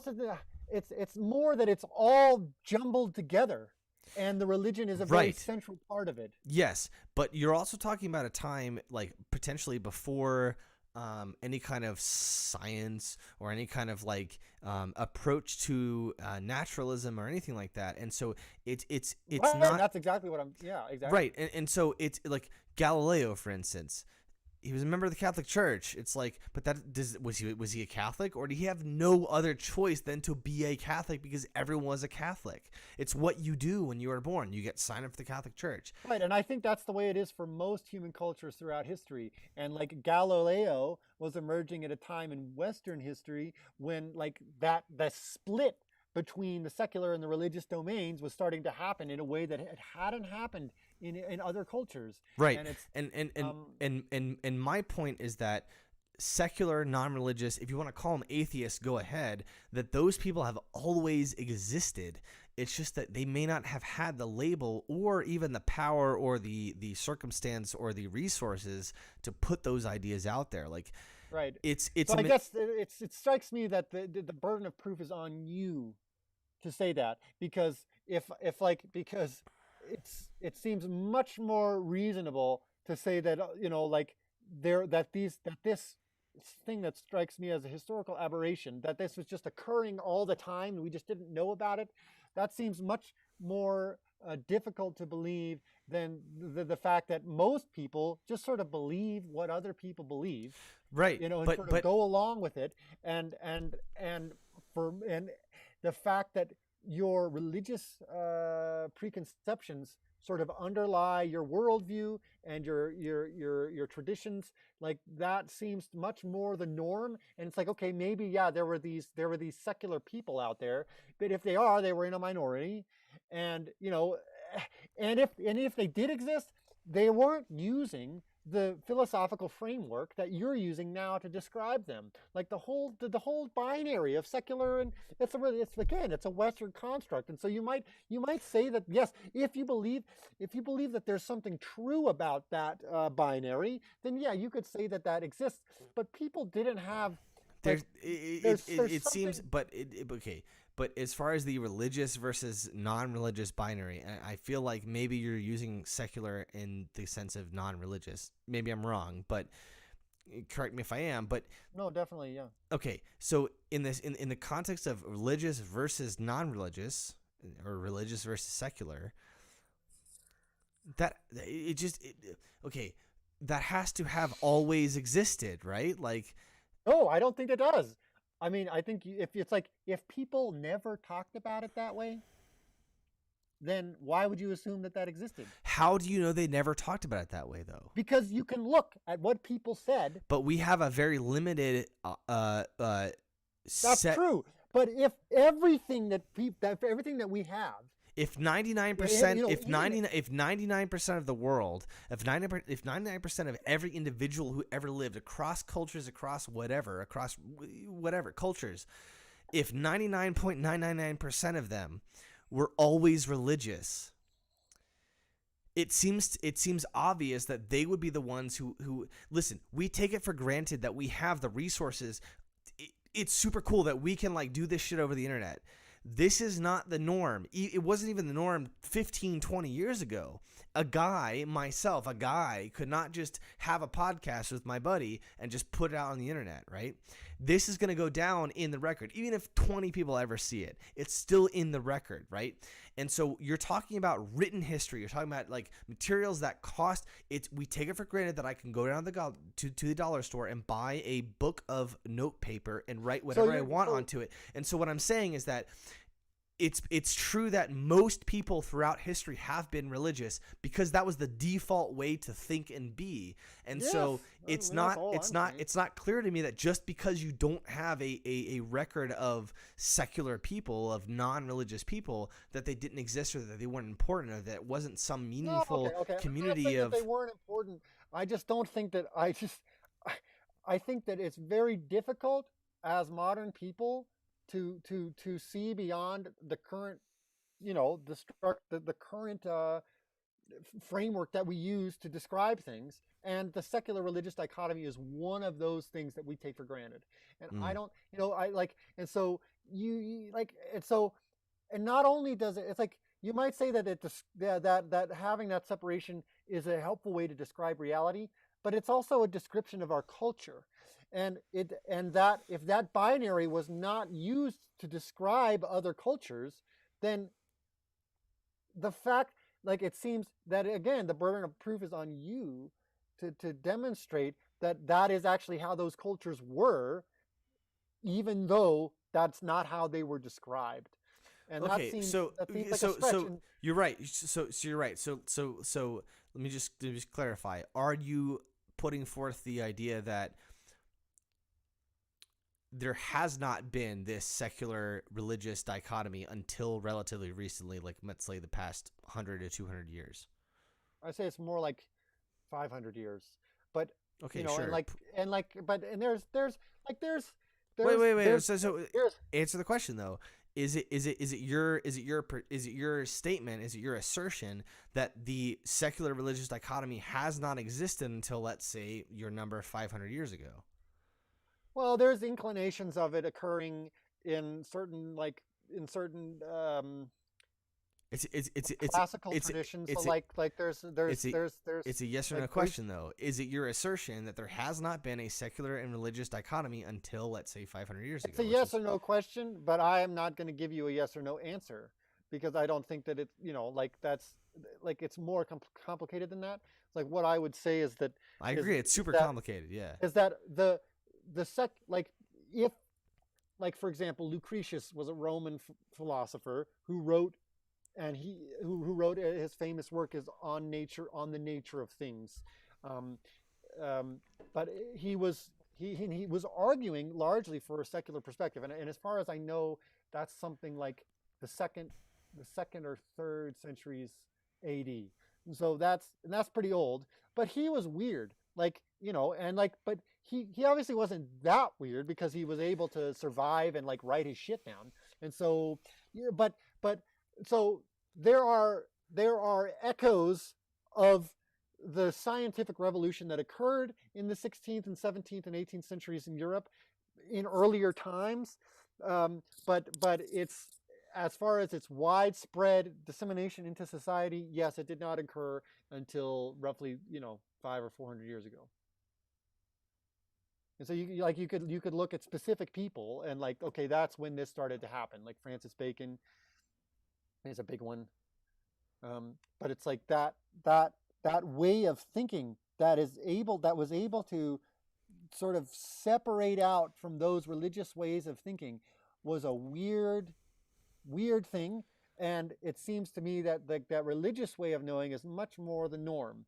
And so, like, and it seems like it's also that religious way of knowing is the kind of thing that does permeate all aspects of a culture, and that kind of the religious sort of entwinement of everything seems to be a universal feature of human societies and cultures.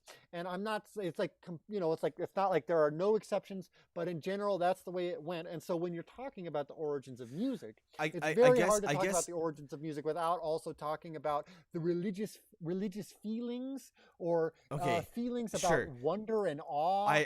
I agree with you. The conversation about the origins of music and the origins of religions are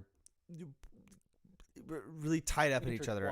I agree with you. It's not obvious how you can separate those things. I guess what I'm hung up on is your assertion that like there's something about like what I'm saying that's a burden of proof, but all I'm saying is that it is not. I'm not making an assertion. I mean, I am making an assertion in the sense that it's clear that non-religious people, it seems to be a foregone conclusion that non-religious people have existed since religion became a thing, right? I mean, unless you subscribe to the idea that some religions, one religion probably, was an actual revelation from a deity. If you subscribe to the idea that they're not necessarily true, but they are this sort of motivating sort of cultural factor, it seems pretty obvious to me that they intrude at a certain point when everyone is secular. And so the idea that like I have a burden of proof. Could you say that again? They intrude at a point when everyone is secular, as in there was a point when everyone was secular and then religions came along? Yes. If you so my perspective as someone who's non-religious, I don't believe in a god. I don't believe in any kind of deity. And so my perspective is obviously religions exist, right? That's true. Obviously these beliefs exist. And so my perspective as someone who does not believe in a deity is that at some point these ideas had a sort of beginning point. Maybe they had multiple beginning points in different religions, but it seems a foregone conclusion if you agree with that everyone was secular until religion came into being. But yeah, I disagree with that. Well, okay, why? It seems to me that religion was just tied up with the origins of our species. Like I don't think that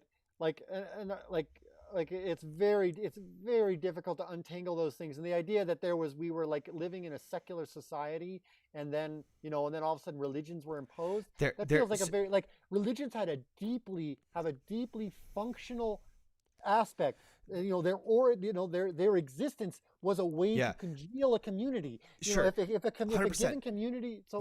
I may really quickly. I may have injected some confusion by opposing secularism and religious ideologies, and that's my fault.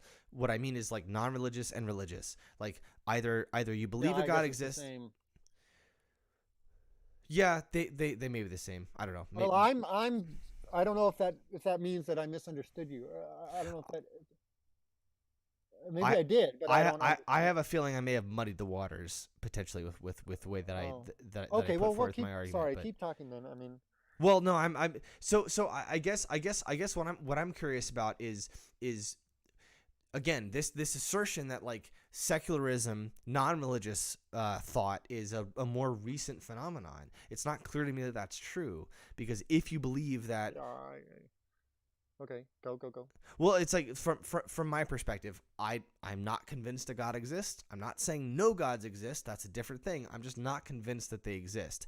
And so the idea that you could build a worldview, a perspective on reality, and a system of behavior based on the existence of a God, if that is not real, if that's such just a construct of people, it seems obvious to me that you would have to have human beings being secular until this God concept is introduced. And so the idea that secularism is a very new phenomenon doesn't make sense based on my perspective, because it seems like secularism is the default, and then Right. and then religion is introduced into that system and then takes over for most of recorded history. You know. Yeah. I guess I disagree with that, and it seems like also like most and a lot of secular people like that they talk about religion being the thing that we like no, I shouldn't say secular people, atheistic people. They say it's like religion is this thing that has plagued us from since time immemorial, and now we are waking up from the delusion. And so like and like and slightly more practical atheists might say, yeah, that delusion was helpful, but it's no longer necessary. And so what I would say is that that like like for me, like the idea that there were just secular humans walking around, and then all of a sudden one guy decided, we should start believing in a God. I just think that sort of that feels like like that just doesn't conform to my understanding of human nature and what religions do for human societies. It's like Okay, a religious perspective emerges. Somebody doesn't decide; it emerges from the collective. It's not like well, some yeah, I guy mean, is like, oh yeah, this is I we don't should all think believe this. it's well, maybe it came from one guy, but I really don't think that I think it just like it's in the same way that like who invented gamelan, or like it's like you can't point to one person. It emerged. It was a collective, yes, invention. yes, 100%. But gamelan did not exist prior to people adopting it as a way of life. It emerged as a way of life. And so the difference between that analogy is that if you believe that a God exists, it existed independent of people until people decided to introduce the sort of dictates of this deity into their lives. Unless you take the view that religion was like an essential component of social cohesion, Which I don't. It was social cohesion that allowed human beings to to advance in the evolutionary way that they did. Okay, I can accept that social cohesion is a major factor. I don't accept that the God concept or any religious concept was necessary for that social cohesion. What I think is that the God concept and the religious concept co-opted the tendency of human beings to engage in this not religious, but social cohesion, and then it was co-opted by religion, and maybe religion facilitated that and encouraged that. That may be true. That doesn't mean it's real, and that doesn't mean that it's necessary. I'm not saying that. Listen. I'm not saying that it has to be real in the way that they thought it was. That's not my point. I mean, I might believe that. I'm not going to disclose my viewpoints. I think you have actually. No, I don't think I don't think I have it. I don't have to. But I can it's like I just the idea, and like maybe what's important is like to understand, and then to understand like just the variety of what religion is. Like, cuz like for me, religion doesn't necessarily mean the existence of a transcendent deity. It might just be a whole bunch of immanent deities, supernatural forces. The idea that it's like that like animism, for example, like that's and like that kind of animistic instinct, the ascription of life and to everyday objects, to material reality, like and to like the ascription of spirit to everyday things, like that feels like a very just like um But natural thing. And you can what do you, but I'm just what do you mean by spirit though? Like that's I don't really understand what you mean by that. well yeah, like it's as opposed to sort of neutral, dead, inanimate matter. Like, and I guess to just think about the way that animistic religions describe reality. It's like like there's a spirit to the wind, there's a spirit to the water, there's a spirit to the trees. There's this. It's like there's like what you c- it's like so like But I don't okay, so but necessarily hold on, need but to. but hold My on, my my but point I is asked you that no no no no. you're no. under. I asked you what do you mean by spirit, and then in your definition you use the word spirit. Like that doesn't really clarify anything for me. Like That's a difficult word to describe, but so I agree. I can come up with examples of how it's used, and maybe that will illuminate it. But to Yeah, me, that doesn't, that doesn't. but the idea that if you don't believe in Oh, I spirit, did actually. That's nonsense, because I said as opposed to inanimate material objects. but the opposite of spirit is not inanimate. I mean that's not obvious to me. Animism, like that's yes. I mean, like that's I would just like maybe Well, it is. but the word It's like spirit, but the word spirit is not used exclusively in an animistic context. Like Christianity is not animistic, I know that, but they but still they're use the word obviously spirit. related. So They're my related. Okay, let's think about it this way. they My may be, but it's subjective- not obvious My to me that. subjective consciousness is the root, like is the core of my whole life. My subjective experience, my feeling of things as having a quality of experience. That that is what more a materialistic conception of things divorces from external reality. But it seems reasonable to assume that that like the ascription of like it's like anthropomorphizing reality. It's extremely if you're going to deny that we anthropomorphize reality. It's like I don't know like where to start with you there. Well, so it's possibly true that we anthropomorphize reality. It is true. What I mean, like, what do you? Jesus, you're going to deny? It's like that. No, it's true. Okay. We can anthropomorphize reality. I mean, that's my We perspective can.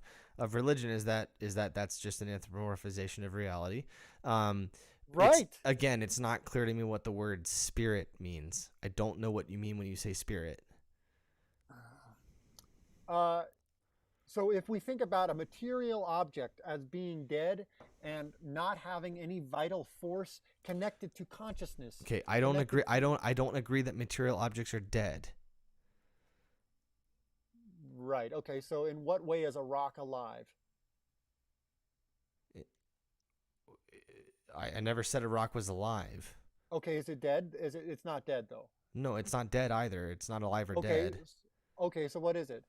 It's matter. It's a thing. It's not alive or dead. Living Right. So how would you living thing describe- is living. If I were to assume that like the mountains or something have a spirit. Yeah, you dropped your water bottle. I If dropped I my were to vodka assume- bottle. Like if right, if I were to assume that the mountains have a spirit, or that the cliffs have a spirit, or that the rocks have a spirit. Again, I don't know what you right, mean I by know. spirit. Hold on, let me finish the Okay, the all right, sentence. all right. Don't act like like you have no conception of that word, because it's used in our society. It's like like It's you're used. not- I you're don't not know a- what it means. Like I'm not. Right, I'm not. right. I'm not pretending. I'm not pretending. I'm not bullshitting. I literally do not know what people mean when they say spirit. Because on one hand, people say I have a spirit, and when I die, my spirit goes to heaven. On the other hand, the same people will say trees don't have a spirit because when they die, they don't go to heaven. I don't know what the word spirit means when you Yeah, say you're it using because such a what about like the idea of taksu? I'm not really sure I know what that means either. I have a vague conception, but I'm not gonna pretend like I have a full It's not a concept that's a thing in my culture. It's not something that I grew up with. I have a very surface level conception of what taksu means. I don't think that I have a very deep, full understanding of it. Okay, fine. Right, but it's not like you have you don't have. It's like okay, I don't know to what extent this is a valuable like exploration of the initial idea you were attempting to explore. Like I don't know how much progress we're going to make on this, because my critique of what you're doing is I don't know how. It might take a little too long to unpack it. Like for me, if you just, it seems like you're sort of unable to like just sort of go with me when I'm describing, like, for example, like it's like, okay, yeah, matter is just matter. It's not dead or alive. It's like, okay, so you don't like that binary, but it's not like you have no idea what I mean when I say that matter is dead as opposed to alive. But Kendall, when I tell you that I don't know what you mean when you say the word spirit, I'm being honest. Like, I'm not being disingenuous. I know, like, but I think you're using you're like, but like, I'm not the one who used the word spirit. Me to, right, but I want you to, like, so okay, but then you, the way that I tried to describe it, you're sort of not allowing my comparisons to like take root in your brain, because you have like a narrow conception of what I. Well, no, I understand your comparison, but between I understand your comparison. Spirit is the ascription of subjective conscious qualities to external realities. So does a tree have spirit? It could. You could say that, and maybe somebody would know what you meant. No, probably not. I would agree with you on that. Right, but do you know what? But like, who? That's not what we're talking about. We're talking about the definition of what the word means. Yeah. Right. Okay, so has it been made? Have I clarified it at all for you? A little bit, yeah. It's just one of those words that, like, I feel like it has so much baggage, and it's like I'm listening. Well, just, hold on. I'm listening to you, the way that you use the word the way that you use the word spirit, but it is a little difficult for me sometimes to not import a lot of the other baggage. I grew up super religious, and so like it's hard for me not to import the baggage in. So like maybe I've been a little unfair. So I'm asking you to maybe try and. I'm trying. Yeah. Right. Yeah. Right. So does my description about the ascription of subjective qualities of experience to external realities as being spirit, does that help? Yeah, I mean, if that's the way that you're defining spirit, yeah, I can go along with you on that. Yeah. Right, and I'm not saying that that's true or that that's a good idea or something. I'm just like, when I use the word spirit, right, that's probably maybe or when other people use the word spirit, that's maybe what they're talking about. And this is not a fault of yourself. This is the fault of it's not even a fault. It's not even a fault of anybody. It's just, it's one of those words that, like, it's not clear what an individual means when they say spirit, because it's so different. Like, if I say a shot glass, pretty much everyone knows what I mean. It's a shot glass. Like, there's not a lot of debate over what a shot glass means. What does that word mean? You know, but spirit's a little more complicated. You know, same thing with like God. God is another example of this word. Depending on who you talk to, you know, God could be this literal sky daddy who watches you all the time, even when you're sleeping. But it could also just be matter. Matter is God to some people, and so it's one of those words where, like, I want to understand what you mean by it, but I think it's kind of one of those words that maybe, like, we should set aside. It's not super descriptive, you know. Does that make sense? No, I don't think I think that your inability to like track perfectly with the meaning of it doesn't mean that I'm not allowed to use that word. No, and yeah, you're 100%, and I'm not trying to say you shouldn't use the word. It's just, like, when we're talking about the origins of religion, it's like there's all sorts of, or just the origins of anything. I mean, Yeah. you asked me, you're the one who fucking asked me, where does music come from? Yeah, Like, I did. You're how right. the hell Yeah. am I supposed to answer that question without using vague language? Well, Like, but I mean, I want to understand your answer. So this is a conversation you and I've had many times, and I don't feel I try not to frustrate you here, but this is listen. I'm a bit of a dick on this subject to like everybody. It's not just you. But so earlier you talked about the idea of kind of singing sort of predating. I'm kind of paraphrasing, so maybe if I'm yeah. doing this wrong, but it seemed like you were kind of touching on the subject of singing, paraphrasing the use of instruments or the use of sort of like theoretical approaches to music.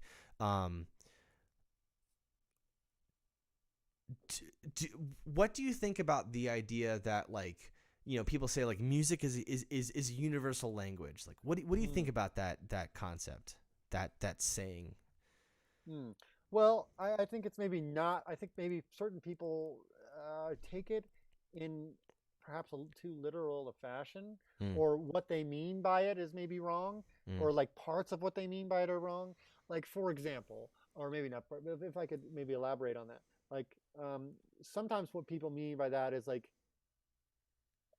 you know, they'll hear a song and it's like impossible for them to imagine that anybody, you know, couldn't, you know, believe, you know, couldn't think that it's also pretty, or like they notice that, you know, like it's like I'm watching these like African kora players, which kora music is amazing, by the way. Super But like cool. there's like there's YouTube videos of them, and like, you know, there's people commenting from all sorts of different languages, and they'll be like, oh, you know, music is truly a universal language. And there's the problem with that is that they're probably underestimating the extent to which their cultural context is informing their experience of music. But that, like, but I wouldn't, and so that critique of the idea that music is a universal language strikes me as valid. Like, it's maybe not as universal as people think, or maybe it's not universal in the way that people think. Um, and like, and it can be used, that idea can maybe be used to discount certain kinds of music that people don't like, because they think that their tastes have this universal application, when in fact they just, you know, they're just not used to certain sonic conventions that may underpin entire cultures. And so they'll discount them because, oh, well, that's not, you know, it doesn't fit. But really, so they're using that conception to underestimate the extent to which their experience of music is conditioned by cultural things. But that being said, I think that there is like a universal like, it's certainly more universal than spoken language, even though there's like a fascinating analogy between spoken language and musical language. Like it's like, for example, like you know, I cannot speak Balinese. I cannot speak Indonesian. Like, I've tried a little bit. You but can like, say you can say clang, right? I can say clang, right, right. So, but the fact that, but let's say this, it was much easier for me to just appreciate Balinese rhythms. Like, I didn't need to, like, that was something that was, you know, that was easy for me to get. Or like, my family has come to see us play several times, and I remember my sister telling me, it's like, oh yeah, the first few times I came, I didn't really get it. But like, now that I've been here a few times, and now it's like I can start to appreciate it. It's like, so there's something about that that's different. Like, if they were to come and see 2-hour lectures in Indonesian, they wouldn't just have to come to like 3 of those, right? to understand what the fuck was going on. It's like, gonna so take a lot more than that. Right, it's gonna take a, so there's something about it that's like, that's more universal, that's like more permeable, you know, its meaning is more on the surface. No, that makes sense. I think maybe another way to put that would be like just a rephrasing of it would be that it's easier to sort of adapt or adjust to a new musical style or sound than it would be to like a new language, right? Like Yeah. if Like to me, if I don't know jack squat about mariachi music. I kind of know what it sounds like, but I don't know anything about how it's organized. I don't know anything about how to think about it, but if I listen to a few hours, maybe I could get a little bit of a grasp. If I listen to 3 hours of a guy talking in Spanish, I'd pretty much be where I am right now. Like there probably wouldn't be much of an appreciable. Yeah, there may be a small appreciable distance between where I am now versus the Joe that listened to 3 hours of a Spanish lecture, but not the same. It's not the same level of sort of appreciation or understanding as listening to a couple hours of mariachi music. So I guess my reaction when people say music is a universal language is, I think there's two words that we should take out of that statement, which is and universal. Music is language. Like, that's it. Period. That's my thought. There are people who disagree with me that music is not language, but I think music is language. What do you mean? Well, okay, but it's obviously distinct from verbal. So clearly, when I use the word language to describe words, you're using language in a different way. You're using the word language in a more broad sense. I mean, for my conception of what language is, forget about the label of the word, but like the function of language is it's a way to communicate information, right? Yeah. So you have language that's nonverbal. You have language that is verbal, and that's pretty much the sort of subsets of language, right? So you have sign language, you have physical language. Like think about charades. If you and I are playing charades, and I draw a card that says something, whatever, and I act it out, and you guess it right, I've used language in some sense to convey an idea from my brain to yours, right? Yeah, I don't know. I feel like that's maybe a distortion of the word in a way that it is. Maybe it lacks. It's you're losing some of the meaning. But does it? If I'm just gesturing things, like I'm not using a language. Like to me, language is something that is more systematic. It's more abstract, and it's more. It's not something that anybody can just generate on the fly. Like if I'm gesturing certain things, I'm not like relying on this complex pattern. Like if I was using sign language, I would. Well, hold on. That's a language. It's not obvious that complexity is a necessary part of language. Language could be very, very simple. Like for instance, that's not just complexity. It's its abstractness. It doesn't have to be complex, but that's the complexity is not necessary for me in my definition of like what language is. It doesn't have to be complex. It could be very simple. No, I'm not saying that it has to be complex. I'm saying that there's a certain system. There's a systematic aspect of it. There's a collective. You're right. It can be that way in language, and language can have a very high level of complexity on the level of the system. But it can be as simple as me going, what does this mean? I'm drinking, right? Like you could come up with a couple of different conclusions from that, but you're going to be pretty limited, Yeah, but I just think that there's like communication is a broader category than language, and right now it seems like you're just equating those two words. Yeah, I am. I am. I think language is synonymous with communication. Yeah, and I think to me that obscures some of the utility that the word language has, because the word language to me describes something like an abstract system that is collectively generated, that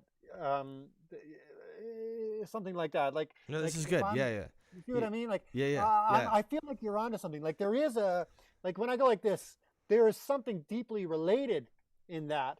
Right.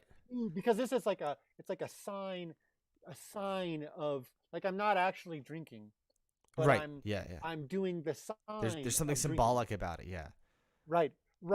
And so for me, it's like, yes, I'm communicating, but I don't know if it's language yet. Okay, so no, this is, and maybe yeah, I think You're right. I am equating language and communication. Maybe that's not necessarily correct. So let me rephrase the question. Okay. Is music communication? Oh, definitely. Okay. Sorry, it's not very. I should be more contentious. No, it's not. Fuck you. Yeah, just disagree on principle. On principle, I'm Joe. wrong on principle. Nah. No, so here's the way I think about it. Like, it's communicate, and there's a spectrum of human experience that ranges from the concrete to the abstract. And abstract for me is like a component of mind and mentality, like numbers and mathematics, are on the abstract end of communication. Like I can say 2 + 2 = 4, and I can write it, and I can write it on a sheet of paper, and I can share it with people, and they'll know what I mean. Like I'm communicating something. And there's a universality to that because it's so abstract. Right. And then maybe like prose, like written, like just like in an encyclopedia or something. That's sort of like the next level over. And then maybe there's like impassioned prose or something over here. And then there's poetry, and then there's music. Yeah. Well, so like, I like the analogy of 2 + 2 = 4 because while like there's a difference between the conception and the notation, right? Because like I might not, depending on just my experience, my culture, whatever the fuck you want to call it, I might not recognize the exact symbols that you use. And if you show me that, I might go, I have no idea. It means nothing. Yeah, but I still know the concept that if I take 2 things and add 2 things to it, it means 4 things. That concept is kind of independent of the language that they use to describe it, right? That's actually a nice way of clarifying this, an aspect of this spectrum that I'm just talking about.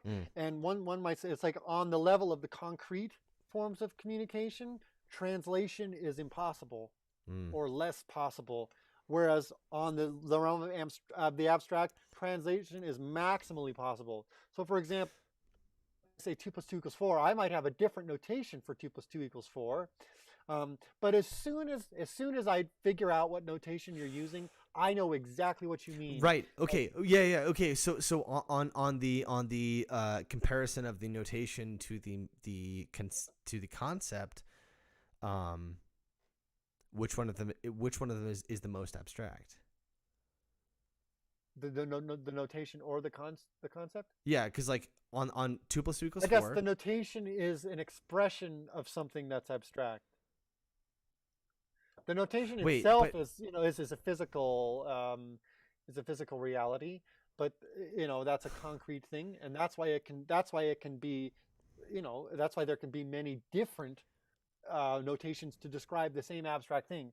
But the point is that I'm using, it's like that physical manifestation of the abstract. It's like there's some kind of, maybe there's like I don't know about this actually, but maybe there's more arbitrariness with the weight. Yeah, no, I'm not going to go there. But there's a sense in which, because if I have 2 lines, it's like, yeah, that obviously means 2 or 2 dots. It's like, but like if, like, for example, so like if I have the 2 + 2 = 4 and I have 2 different notations, like there's going to be very little obscurity. There's very little that's lost in translation.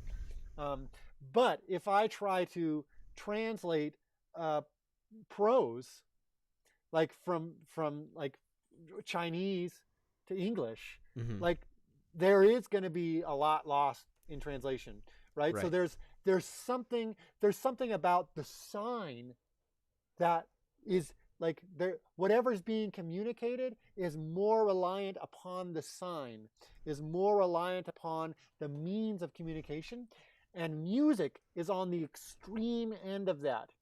If I translate, I cannot translate a given genre of music to another genre and keep the same meaning.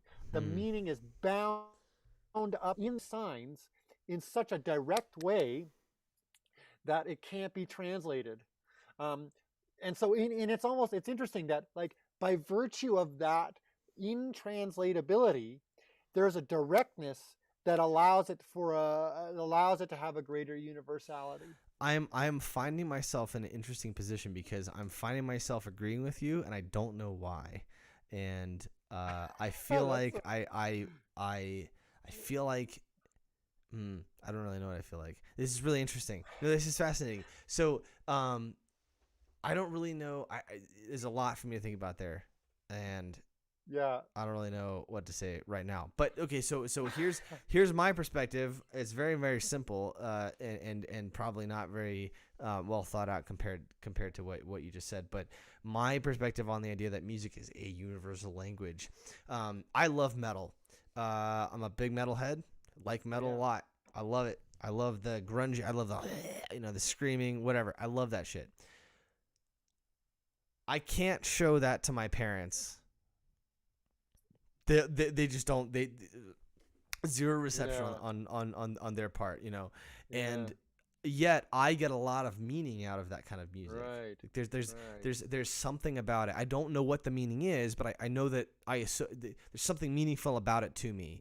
Mm-hmm. My inability to elaborate on the meaning, I don't think is necessarily that important. It's just that I do feel a sense of meaning. There's something about it that speaks to me, that draws me, that attracts me. And so in so far that there could be a universal language, it seems obvious to me that it's something that no matter who it's spoken to, it means the same thing. Yeah. So that's interesting. Well, but right, that's interesting. So like in the example of 2 + 2 = 4, we can be pretty clear. We can be pretty clear about the fact. I mean, and obviously, it's like there's been debates about this recently. I'm sure even like certain people on the more critical social justice realm of the political and philosophical divide, are claiming that 2 + 2 doesn't necessarily equal 4 because those are a social construct. And it's like it's not exactly easy to refute that. So I'm not really. So like 2 + 2 could equal 5. 2 + 2 could equal 3. Wait. 2 + 2 but could equal red. that draws. Could But equal, that listen. equal Hold a on. rainbow.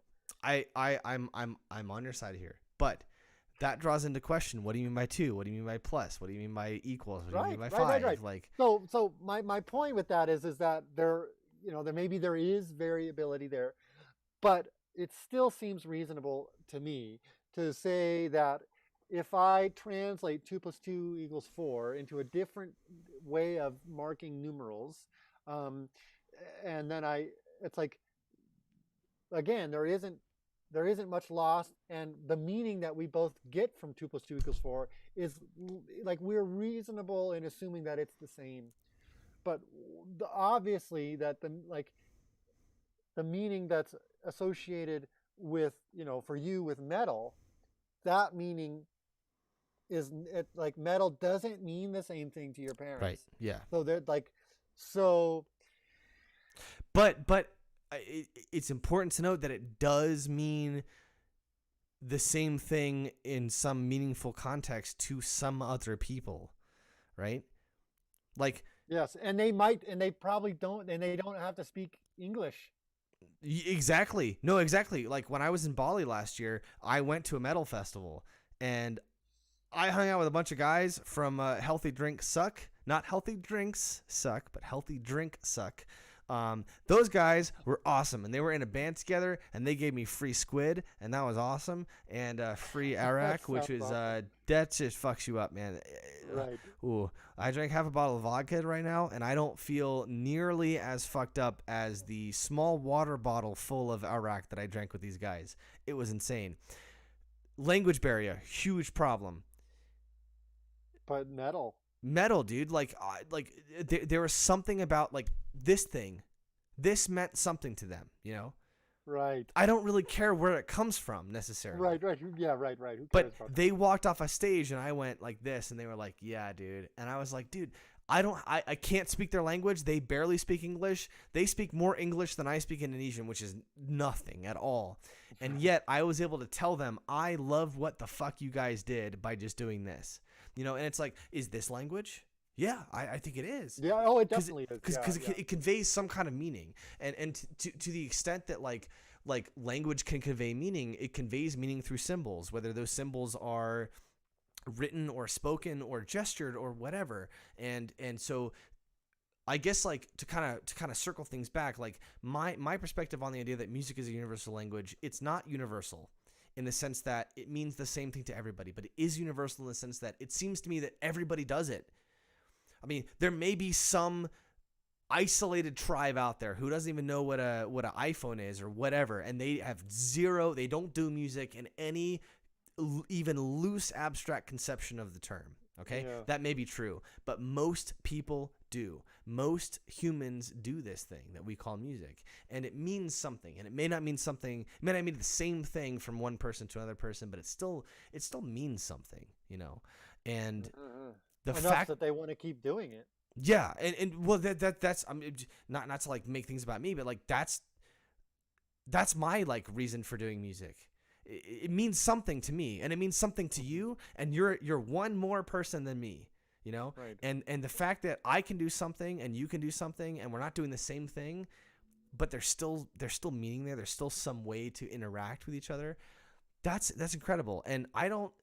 Yeah. Like, I'm curious as to where it comes from, but I don't really know. And at the end of the day, I don't necessarily care that much.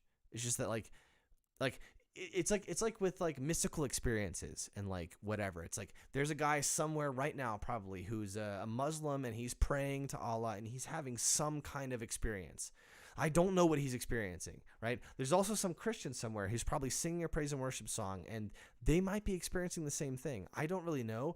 Everyone gets so caught up in where it comes from. I just want to connect to that thing. Like, I don't care if it comes from a God. I don't care. I mean, I do care if it comes from a God, but like bottom line, like base level of sort of abstraction, I experience something, and so do you, and so does most other people that I encounter. Pretty much everyone at this point. Like, I know one person who doesn't like music.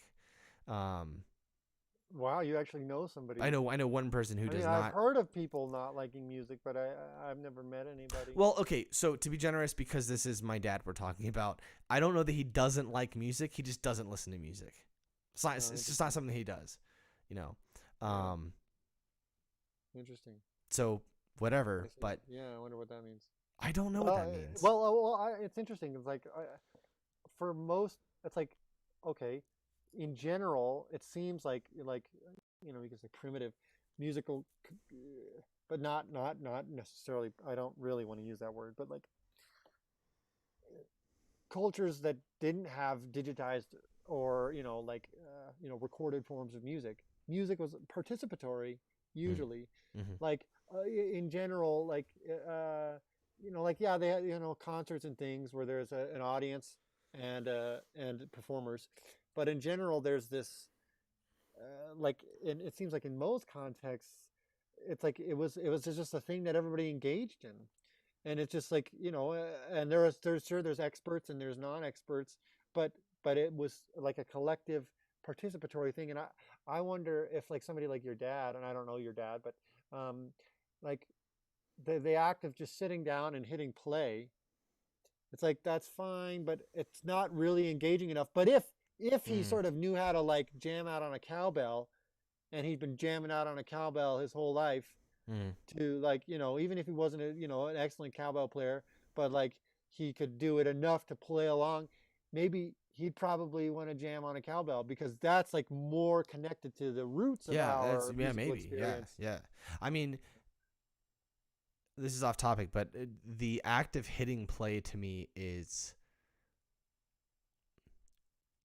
I do it I do it every day. I pull up Apple Music or I pull up Spotify or whatever, and I hit play, and sometimes I take it for granted, but right now it's so beautiful. Like I could just hit play and I could just listen to some guy.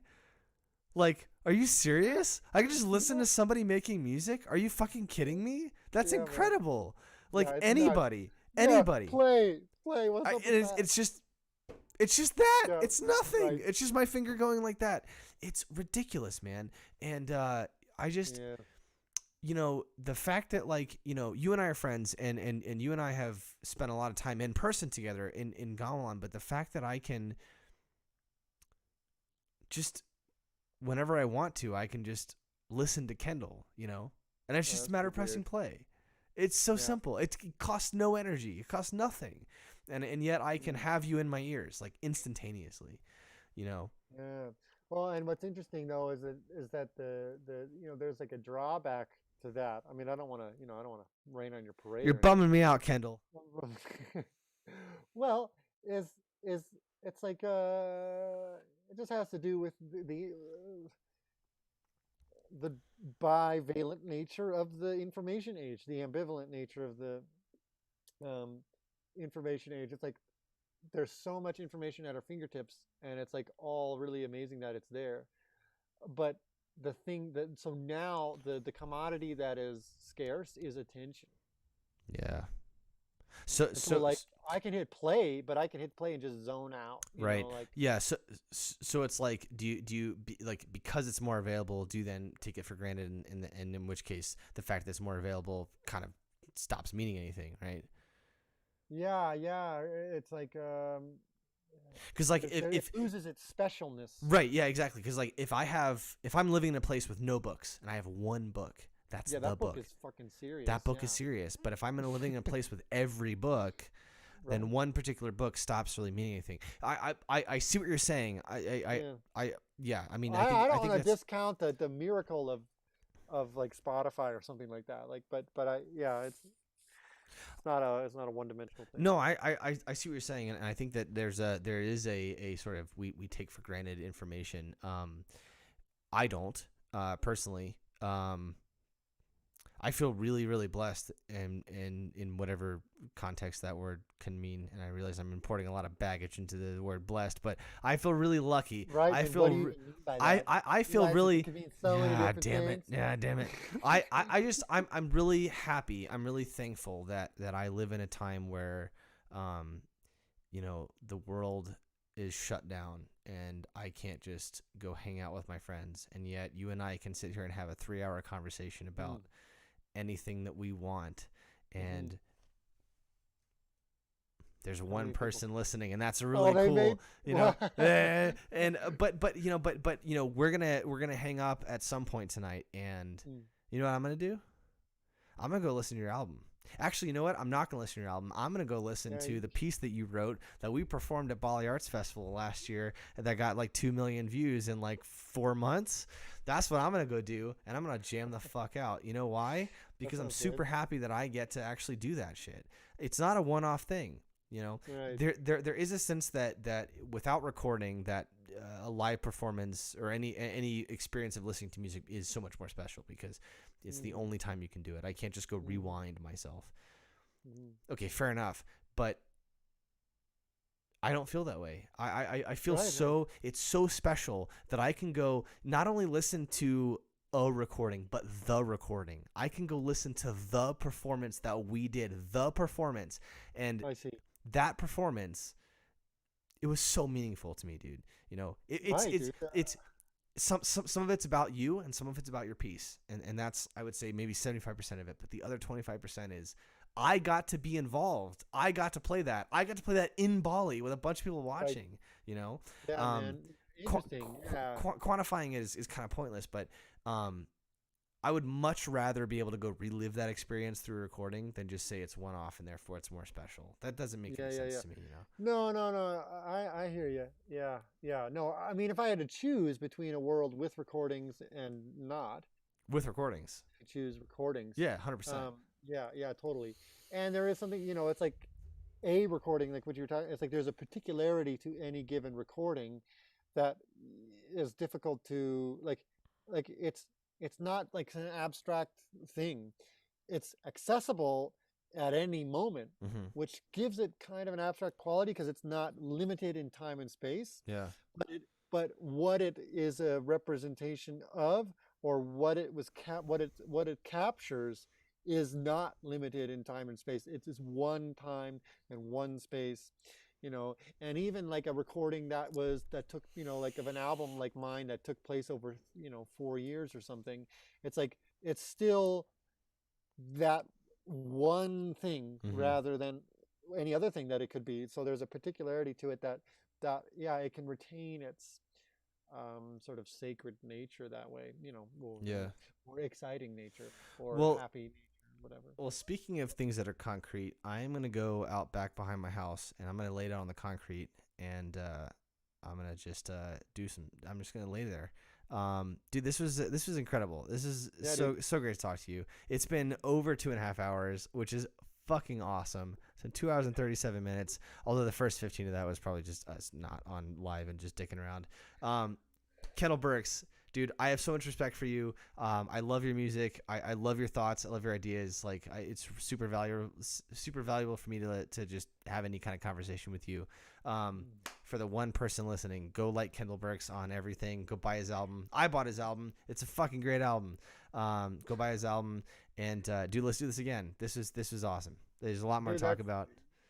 Yeah, man. Yeah, we could definitely do a whole nother one of these at least. Yeah, dude. Thanks for having me. It was great to connect again. Yeah, dude. I'll probably see you this weekend, I guess, at Gamelan. But Sweet. Let's do that. yeah. All right, dude. All right, man. Well, have a good night. See you later. You too.